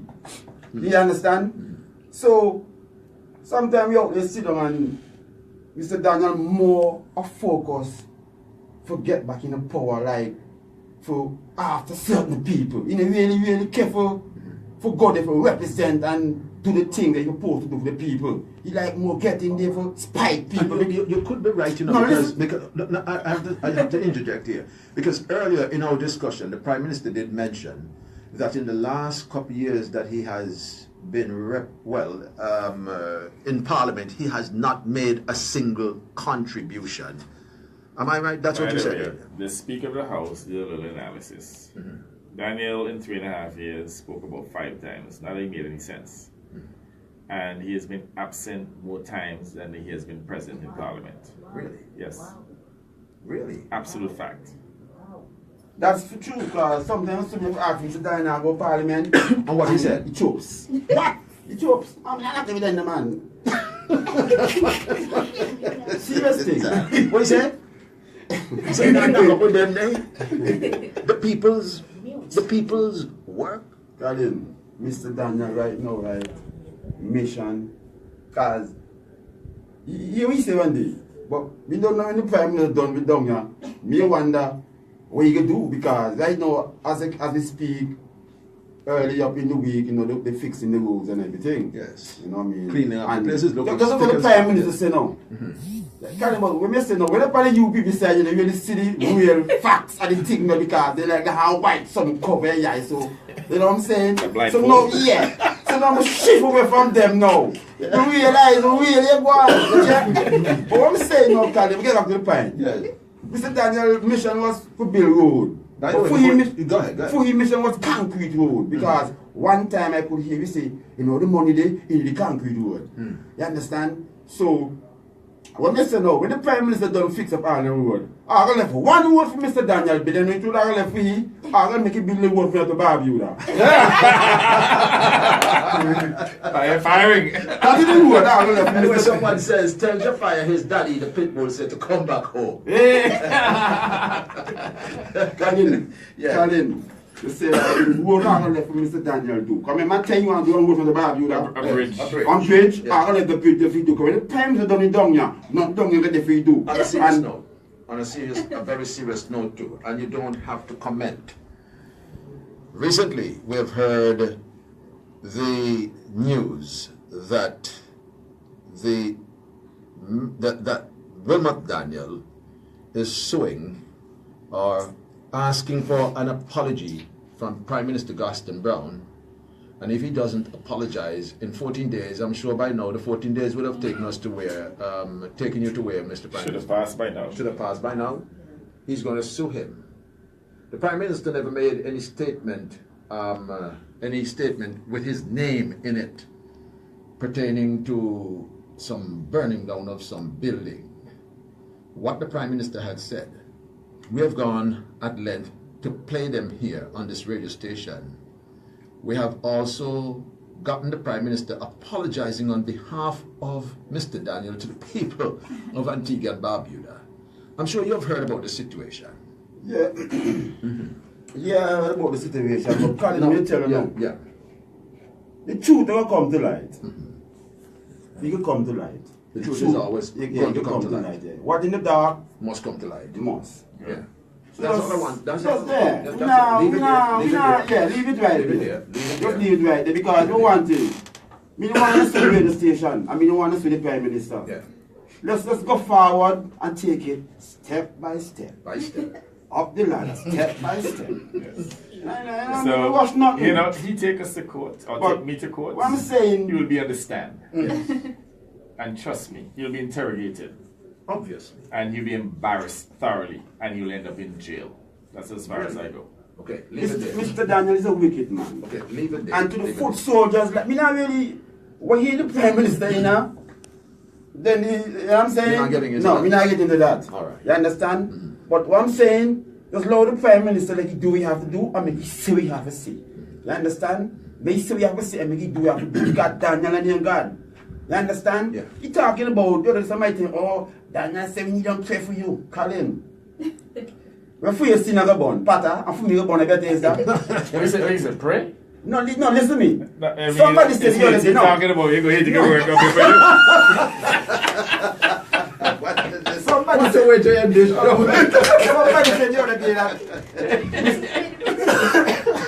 He can't rub down about me because he can't rub down about me because me live on plenty sea water.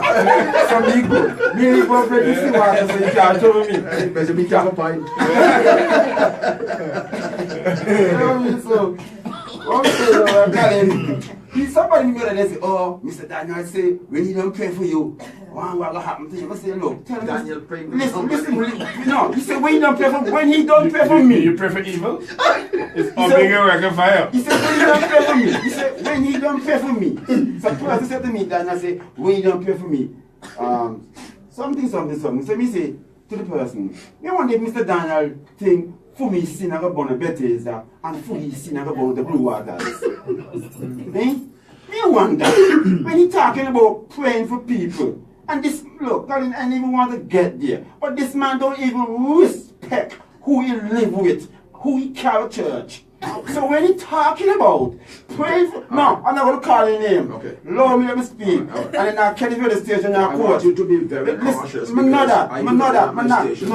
that, Colin. Here I said that. Yeah. What I'm saying, he's saying about praying for people. Understand? There's a child that start at home, right? Yeah. And I'm wondering what is wrong with him. What he had. Stick up in there. I have. Okay, the person has left us. Somebody was trying to get in. He had turned back way. Anybody? He had sideway. Mr. Daniel don't respect his home. I know. First thing, he don't respect where he live. Okay. And he don't respect who he live with. Right. And he don't respect who he carry church. Oh my God. So when you ever pray, tell him careful and know who you pray and know exactly. Okay, good. All right. Simple. That's all I Simmer down, because I have one or two more questions. We have a few more minutes. Mr. Prime Minister, you ready to leave? Because I could stay here with him. The China can assemble the Prime Minister. I just listen. He has Spanish woman and he has picnic. Oh, I'm glad that you mentioned that. I'm glad that you mentioned that. I'm trying to say now, me live on you. Me work with you. You have a Spanish woman. Live in a rental house and she now work. Who pay she rent? Wow. Who pay she rent? That's all me say. Me not call no name. Understand? Who pay she rent? That's what I want to know. Have you ever been to a Spanish party? Well, I pick up Spanish already. Carry me supposed to carry them. That's all me say. That's all me say. I pick them up and I carry them when I'm told to carry them. That's all me say. So when I'm talking about pray for people, Tell them pray. Good. That's all me say. So the thing is, so you've never been to a Spanish party? Well, the one that he had already was 70. I'm not talking about what he had. Have you ever been to a Spanish party? That's all I'm asking. Okay, yes. Okay. Have you ever been to a Spanish bar? Yes. Okay, good. All right. And you're saying that you were asked to pick up and take to Spanish party now? No, I'm just asking you. No, because people so like they don't respect other people and they just talk like if they live in the best of their life and they make God, they're not making any mistake or you know what I mean, and they're the foolish, trust me. Okay. Foolish people. Let's take a call or two here before we get out of here quickly. Good evening, you're live 99.1. It's only happening here on 99.1. Good evening, how you do? Not too bad. Good evening to our loving Prime Minister. Yeah. Good evening. Oh, what a brilliant man. Thank you. Fire, fire, fire. Fire, loving fire. Come back home. Welcome back home. You all have a blessed evening. Okay. They say he's fire and Wilmot is fireman. I'm telling what I'm saying, right?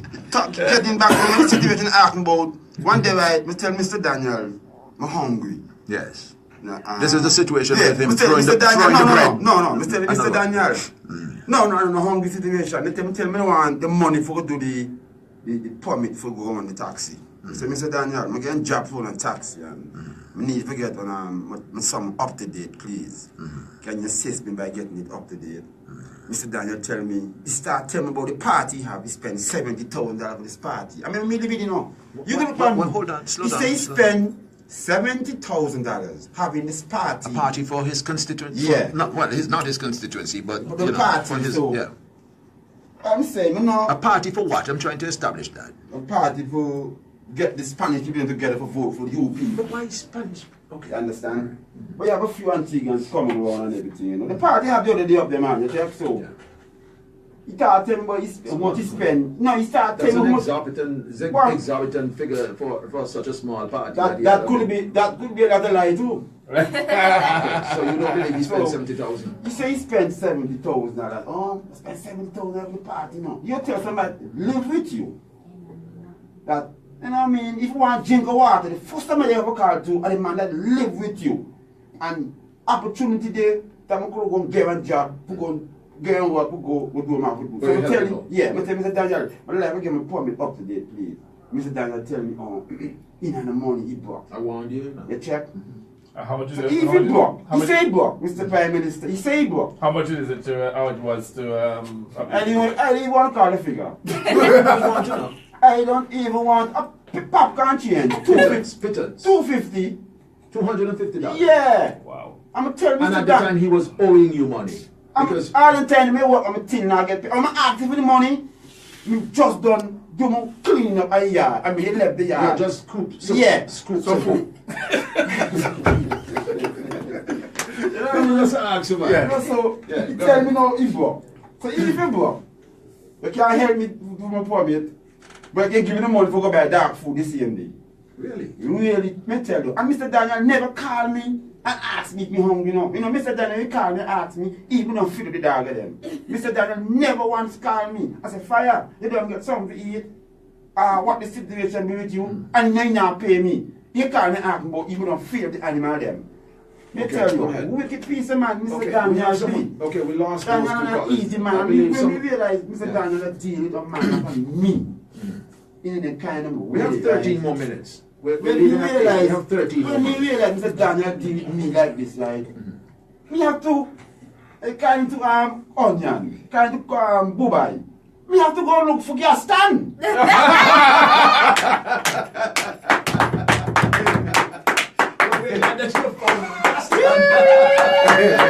Understand? According to Bernie Flynn and tune, and Cocker sing and tune, I have my own plan for go look for onion. When me realize Daniel deal with me so, and me relax and me sit back and me realize, Carl, me two antiques, man, me post the liberty and that. Somebody says, ask Fire about Buck car wash. No, see the person there? The person know something. But I'm glad I don't really say that no, because you see, wait, let me finish up. When we realize Daniel cheat me so, he never know me sit down, I'm gonna pull up. You Fire, you have your plan, you have to go look for gas stand. I'm gonna go look for the Prime Minister. You understand? As an Antiguan, you see, I'm gonna go sit to the Prime Minister. And I'll, you know me, I'm tell the Prime Minister exactly what I want. And the Prime Minister tell me, boy, me hear certain things by the way, John. A man like you that be a foot soldiers for the UPP. I mean, you work hard for UPP. You understand? You don't put a good kind of stress here. You see me say? And, you know what I mean? Not the Colin, what the Prime Minister have done is not anything wrong. Because I'm saying, the UPP do it too. I'm telling you. So if you see the Prime Minister stretch out the hand and help on young Antigua, something wrong with that, eh? No, eh? no. Come on, man. As a matter of fact, I heard Lovell recently trying to use a line or two from our Prime Minister, who is here with us, where our Prime Minister was the first person to coin the phrase, everybody have a nyam. Recently I noticed Lovell losing his New Year's message and all that, you know, just the copycat. I've been saying everybody will eat. Everybody, saying everybody have a nyam. No, they must say, oh, fire backbiter, fire this. You will hear that. No, you will hear that. I mean, look, Let me tell you. I mean, worry about them someday because what? Go out there begging people that we don't want. Yes. Yeah. Yes. Begging them, Yes. they want to come and beg them. Yes. Yep. Yes, you want to come and stoop to them. I've said it many So times. soon as they turn your back, they will say, where they? You know what I mean? They will want to have come, something to yeah. say that they No, give you be independent. Oh, Lord Jack, come on. What is really wrong with people? Eh? Let's take two calls. One is Yeah. here. Good evening, you're live 99.1. We're winding down with a very unusual edition of the Browne and Browne Show. Yes, good evening. Yeah, go ahead. Fire, Listening, yeah. fire. I'm listening. Actually, got on crack at the door, eh?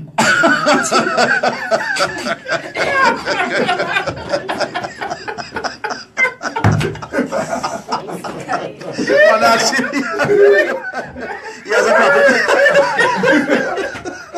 Fire! The man asked if Daniel have a crocodile every That's my one. Take a microphone, no, man. The man asks you, just answer yes or no. He has a crocodile out there. No, sir, no. No, wait, look. Listen, I don't want to put yourself in a problem, I understand? I don't want the radio station putting in a problem neither. No, is that a yes or no? No, you don't have any, no. Yeah, we're calling like something you walk about with them Iguana. Pet, like a pet. Iguana. Yeah, like a iguana. Yeah, you iguana. make some, they don't none for damage nobody and so. But he doesn't have an alligator. No, Or a crocodile. No. Okay. We just want to know. Okay, sir. But you do have I do have what we call it turtle. You got turtle. For a real note, you got turtle, Fish. you got fish. He has any You got parrot? two set of birds. You got two different set of birds. You got the monkey. How many monkeys he has? One of them. And the monkey with the so long you look like he.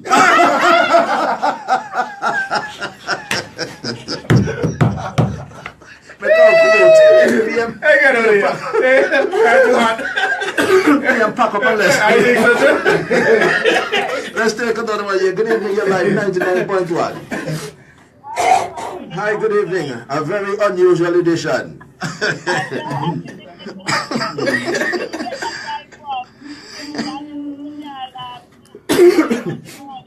Well. I'm telling you, a real mess. This is the kind of people that want to come down there to run against our Prime Minister. And that's why I'm here for, to let the people there know, look, we with Daniel, we live with Daniel for a while, and maybe one with Daniel for a while. I am warning the people. Okay, hold on, fire. Go ahead, Avril. I said, you just tell the truth and just make sure Daniel can get you. That is a mess. Where's the man going? All that stuff, and you know what? I'm sorry. He took advantage of you. Big time. Somebody walk over you. Slavery is gone a long time ago. Yes. You should have already left Daniel. Now you can take Daniel and sue Daniel for all the money that he owes you. Yeah, On a serious but note. no, but listen me, miss. Hold on there. On a serious note for you now. You have to pay him for all the time work and for all the day my work. And you have to pay me now. Now listen me. Somebody done promise me. Listen me. Somebody done promise me to give me the money to go to a lawyer now. To sit with. Well, trust me, they have two lawsuits coming because I'm going to sue them for my money from that radio station. No, listen me. Yes, I remember. Sometimes you walk with tears in my eyes. Sometimes you walk with tears in my eyes. Mr. Daniel cheat me. Very look. You have to pay me now. You ever paid the Social Security and medical benefits? You pay me nothing. When I get nothing That's against from the law, you know. Colin, listen me. Pay my mind not Me right. tell you now, Boy, that's Mr. Daniel, exploitation. I'm telling you now. Exploiting the man. Yeah, listen me. He was exploiting you. I bet they start writing check now.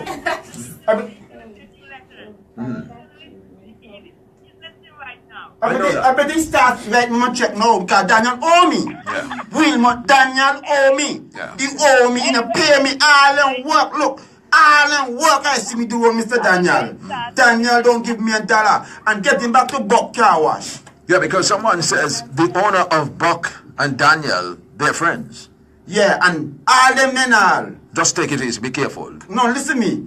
You see the same Buck Car Wash issue, the same guy that work on the car wash? Please be careful. No, he is a terrible man. Okay, leave it there. That's all I'm gonna say. Leave it there. That's all I'm gonna Let's say. see, we're winding down. We have just a few more minutes. Terrible man he be. But he was exploiting you. Eh? Buck, listen me, Colin. Yeah. Every move me make, every step me take, Buck go back and tell Mr. Daniel. But why? You understand? Because they're bad, they have bad mind. Okay, all right, leave it there. Bad mind. Leave it there. Leave it there. But Let's- look leave how it I there. put it. All that. I have my own plan to go and look for gas stand.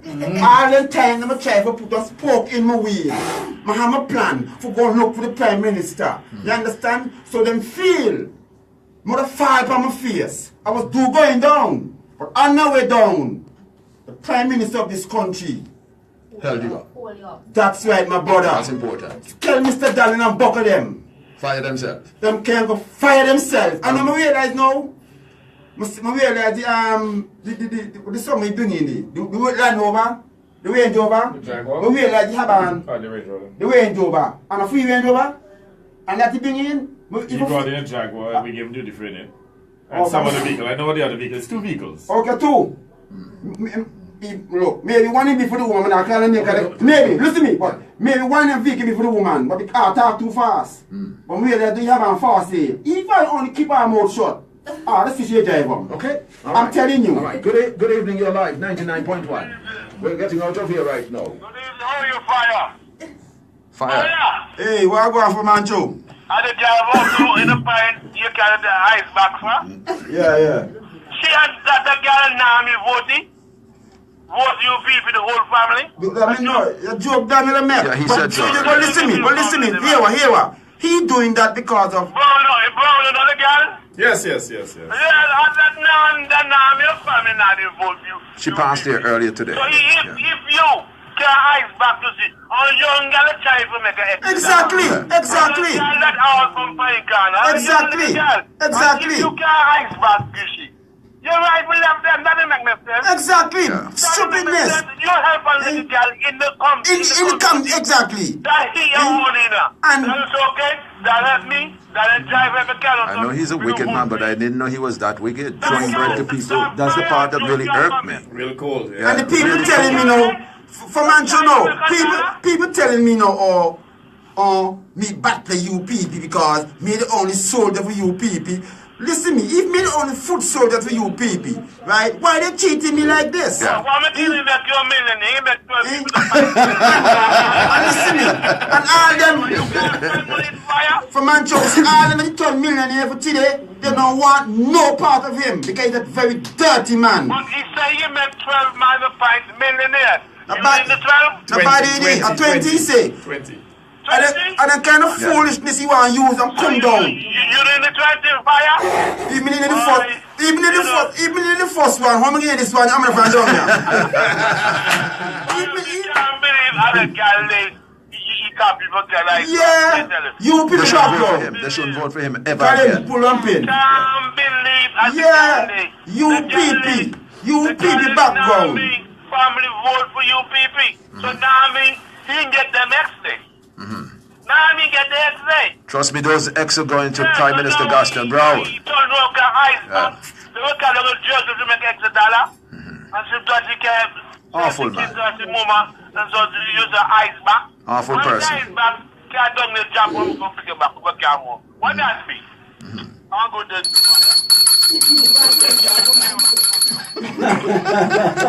Let's take another one here. Good evening, you're live. We're winding down. Short and sweet. Evening, Colin. Good evening. Please to read my WhatsApp. There's so many, right? And I'm going to be honest with you. We're not going to get a chance to read all of them. As I look here, I can see at least 20-something left here. Okay. My own is urgent anyways. Let me say what I have to say to Okay. the Prime Minister. Mr. Prime Minister, I would like to come and see you. Please, it's urgent. Okay, we can try for Friday. This Thursday's budget, so after the budget statement on Friday, we can meet on Friday. What time on Friday? Call the office and ask Lynette, and she'll let you know when. Can I have the office number, please? 460-5100. 460-5100. Thank you. And what's your name? My name is Kimberly. Okay, very well. Okay. Colin, please ask the Prime Minister about the lights from North Sound Bridge to the Stadium Road. We, the female walkers, are still waiting for the lights he promised. Thanks in advance. Oh, Okay, we spoke about the 16,000 lights. They just have to wait on No, I think we can put some of the solar lights there. You see now, who runs that area now? That's who? That's Asset's area. I'll ask Asset to send a contract. If not, our man of business, Rockman can probably go put in a few for us. Rockman is right here. Yeah, he's here, right? Okay, yeah. Okay, here what? Mr. Prime Minister, listen to me. Earlier on, a lady from Bethesda called in, right? Concerning a bad road in Bethesda. Yes. Okay.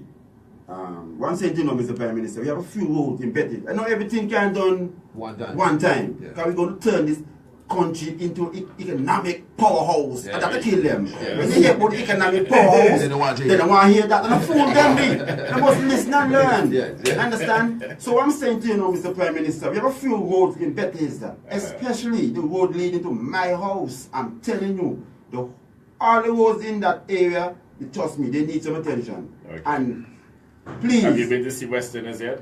Well, I spoke to him like. Go and see him, work with him, and maybe. No, but trust me, we do some roads Mr. Western safe. Yeah. No, Mr. Western good right now because we have one of the best campaign man behind you right now. Like a sheer some block and look.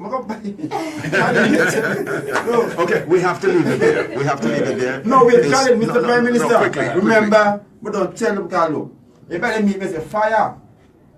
Actually, you listen to me. We're going to make it abundantly clear. The UPP chip already come out. Right now, the United Progressive Party chip gone Aguasa. Man have no dealings to do with them because there was some set of wicked people them be. There is no turning back with the hands for secure the Antigua Labour Party and the Prime Minister of this country for the next 5 years again. I'm ready for that. Okay. I'm ready. So when I people meet me and ask me nothing about UPP, when I see me, I find I say, comrade, and call me. Look, I can't wait.